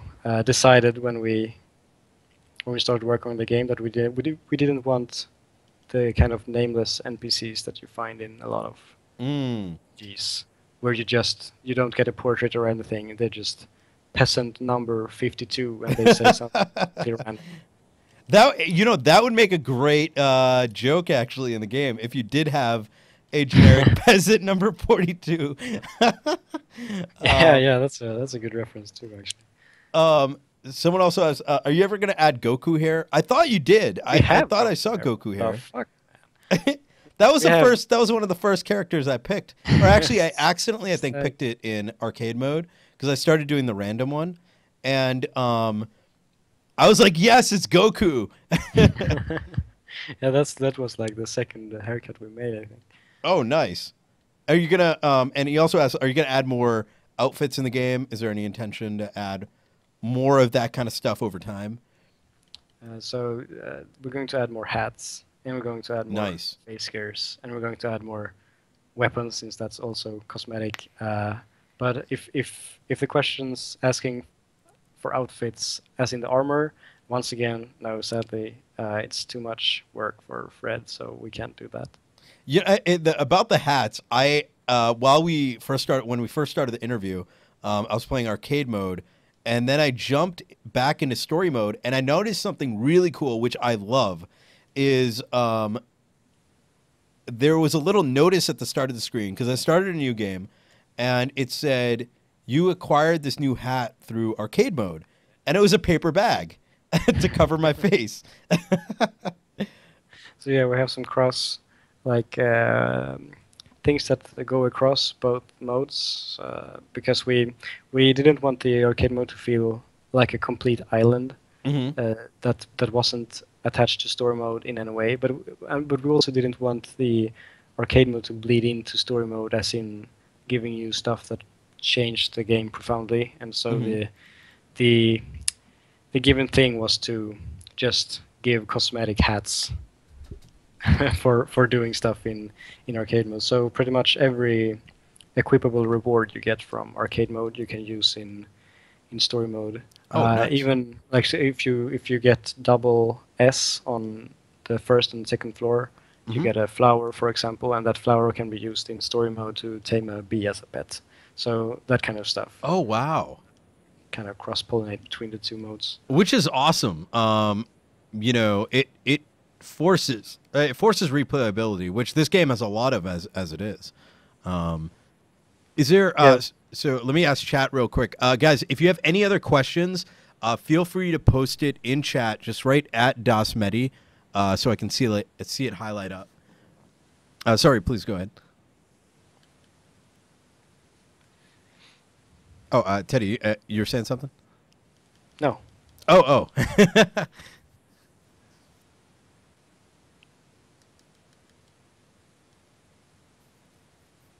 Let's see. There's always a delay on here, so it takes a little bit.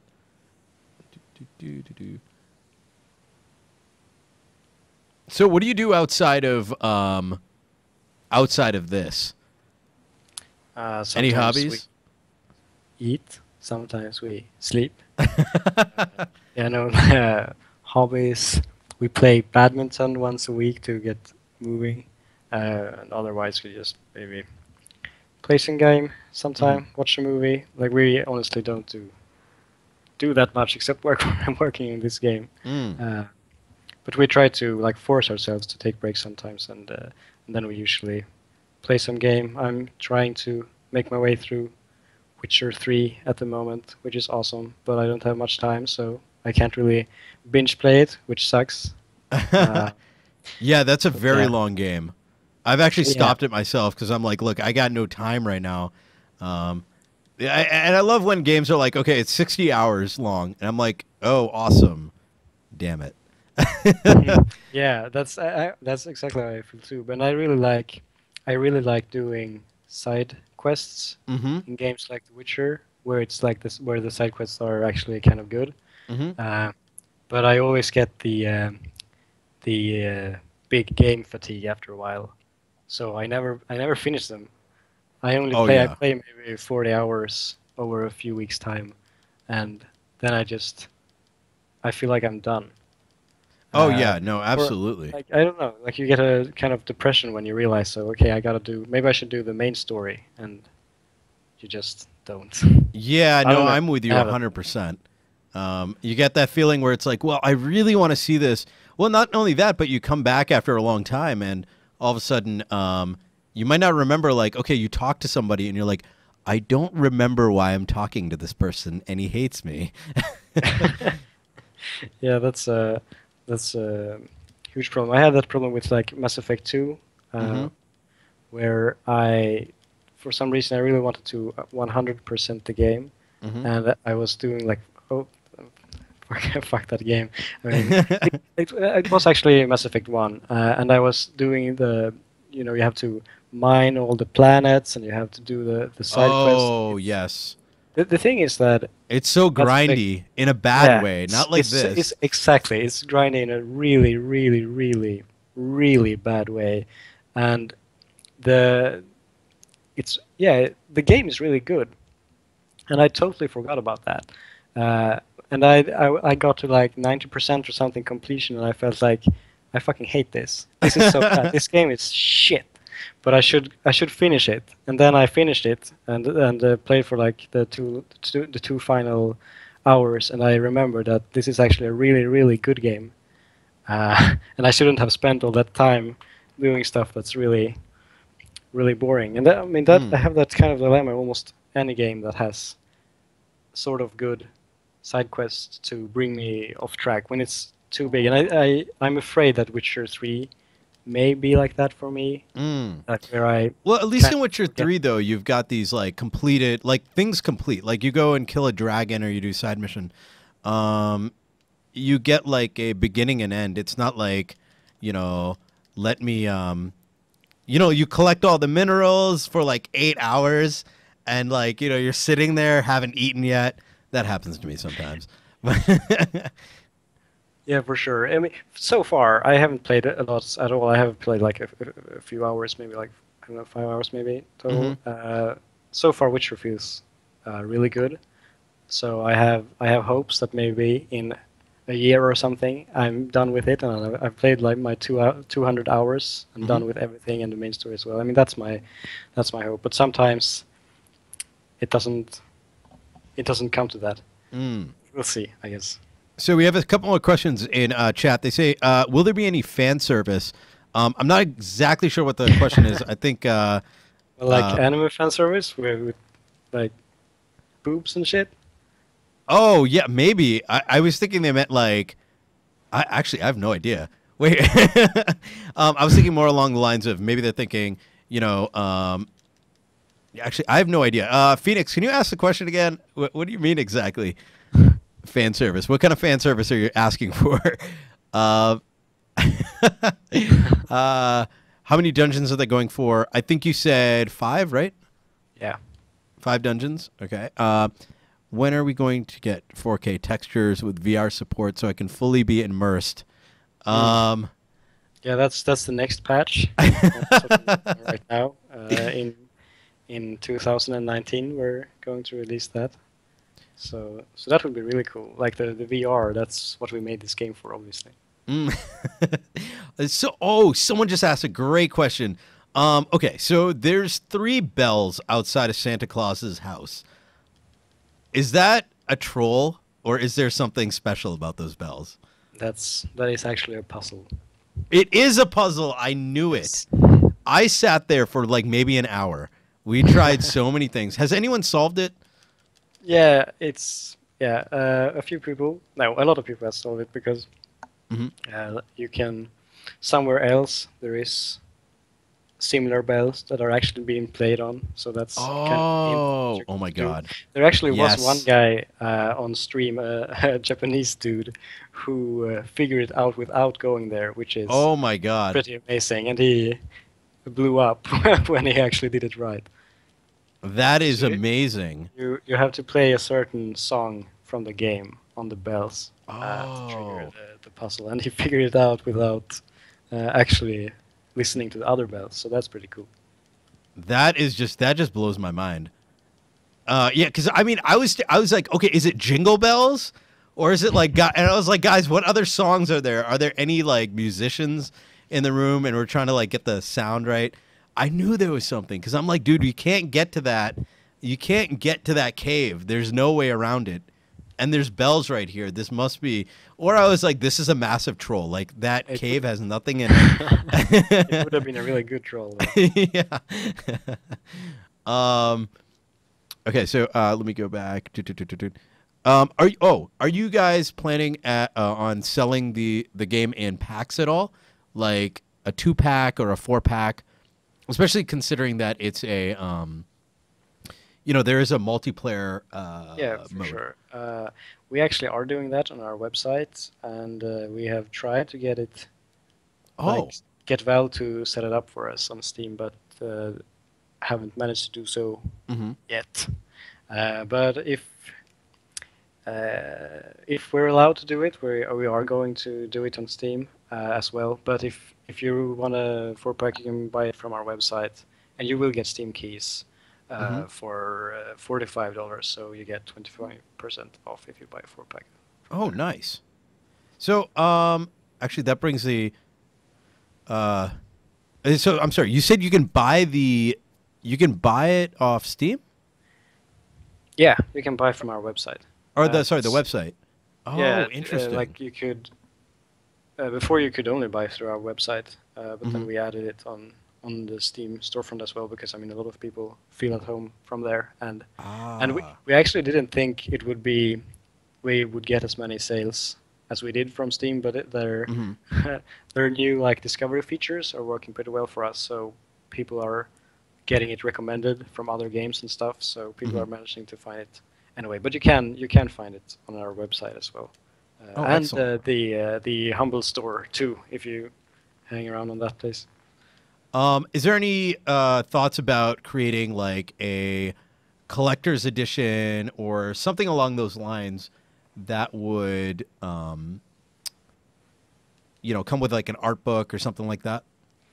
Uh, we don't want to do any physical stuff right now because Hmm. we've heard from people who have done that usually you lose your profits on selling them Ah, I see. through making the because unlike like maybe if you are a huge studio and you know that you're going to sell 100,000 or maybe like even more of a collector edition, you can Hmm. make that really cheap. But we would sell maybe 10, and then Hmm. it would be super expensive to make those Ah, yes, 10 yes. unique copies. So from what we've heard, that's not a good idea. But we do have that kind of stuff from our website. So you can buy like if you really want to support the game some more, you can buy like tiers, the slime tier, the rabbit tier, the jumpkin tier, and stuff like that. It's almost like a Kickstarter. It's like Hmm. the Starbound thing. So it's like a Kickstarter, but it it has no end date. So you can buy the soundtrack and stuff on the website. Um, we could have solved it, but dasMEHDI is bad at Xmas music. Listen, he said it wasn't a Christmas song, all right? Ask him if the Flying Fortress dungeon was inspired by Castle in the Sky movie. Laputa? Uh, yeah, partly. Not super much, Hmm. but you know, kind of. We drew most inspiration from obviously Mega Man and Gundam, Oh. Hmm. but and also a bit from Cave Story actually. But you mean I can only speak for myself though. I mean, for sure, somewhere in the back of my head, Laputa was, and I'm guessing in Fred's and Vilja's heads, maybe it was even further. So it's quite possible that the idea had pretty much to do with Laputa, but there's no Hmm. real reference there. Mm. But I mean, Um, I guess I understand the like now that I think about it, because that was like an ancient civilization as well, probably that had built that castle. So I can see why you would get the vibes when I think about it. mm. Is there oh, whoops, I screwed up this puzzle. Um where was this? Oh, I had a question here right a second ago. Oh, nope. I think that was it. Guys, well, I think we're almost reaching 8 o'clock. I know it's getting late for you. What time is it over there for you? It's actually two. We started 1 hour early, which is why Fred wasn't here because he was out. Ah. Um, Hmm. but it's 2 o'clock in the morning. Oh, So nice. Well, thank you so much for joining us. Is there do you have any kind of closing words, like, anything you want to kind of tell the fans out there? Um, any kind of yeah, secrets you sure. want to drop on the stream? I mean, first of all, I guess I would like to thank the community because they've been really supportive. We've been like super scared every time we've taken a step towards like making the game more public, but usually Hmm. the reception is really great and people are really understanding, and we have like this super super awesome community which gives us very good feedback. So a lot of honestly a lot of what makes the game good is the fact that we have like very hardcore and loyal fans that help us test everything out Hmm. and like make new characters all the time so they don't get too strong and that kind of stuff, and test out multiple builds and all that stuff. So we have really cool community. So definitely a huge shout out to those guys, and to people who aren't a part of the community. Hmm. Buy the game if you want to. If you don't like finished games, don't buy it. Wait until it's done.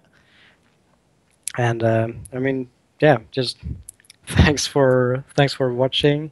Thanks for all the hype. Absolutely. This game is fantastic. I can't wait to see more. And I saw someone write in the chat right now to like, if you want to check more on us, follow our dev blog on our Mm. website, secretsofgrindea.com, and also follow the artists. Vilja has a blog. I think it's viljaru.blogspot.com, where she posts like almost daily stuff she makes, and like those kind of pixel art speed speed painting videos as well, and also Fred's Twitch I mentioned earlier. He streams like, maybe he doesn't post as much content as Vilja does, but he usually streams like once a week or something like that. So yeah, follow those guys for sure if you want to keep up with the development a bit more and understand why it takes so fucking long to make games like this. And we're glad you do it, and we're glad you guys you persisted through creating this, because really this is definitely one of those games that once you start playing it, it's just so addictive, um, which is great. And these guys are on Twitter as well. Once again, www.secretsofgrindea.com. Check out Twitch, the Fred's Twitch channel right there that Alex just posted, as well as their YouTube channels. I think all that is linked off the webpage as well. So if you are looking for the links, secretsofgrindea.com. It's an early access. I believe it's $15 at the moment. Is that right? Yeah, that's right. $15.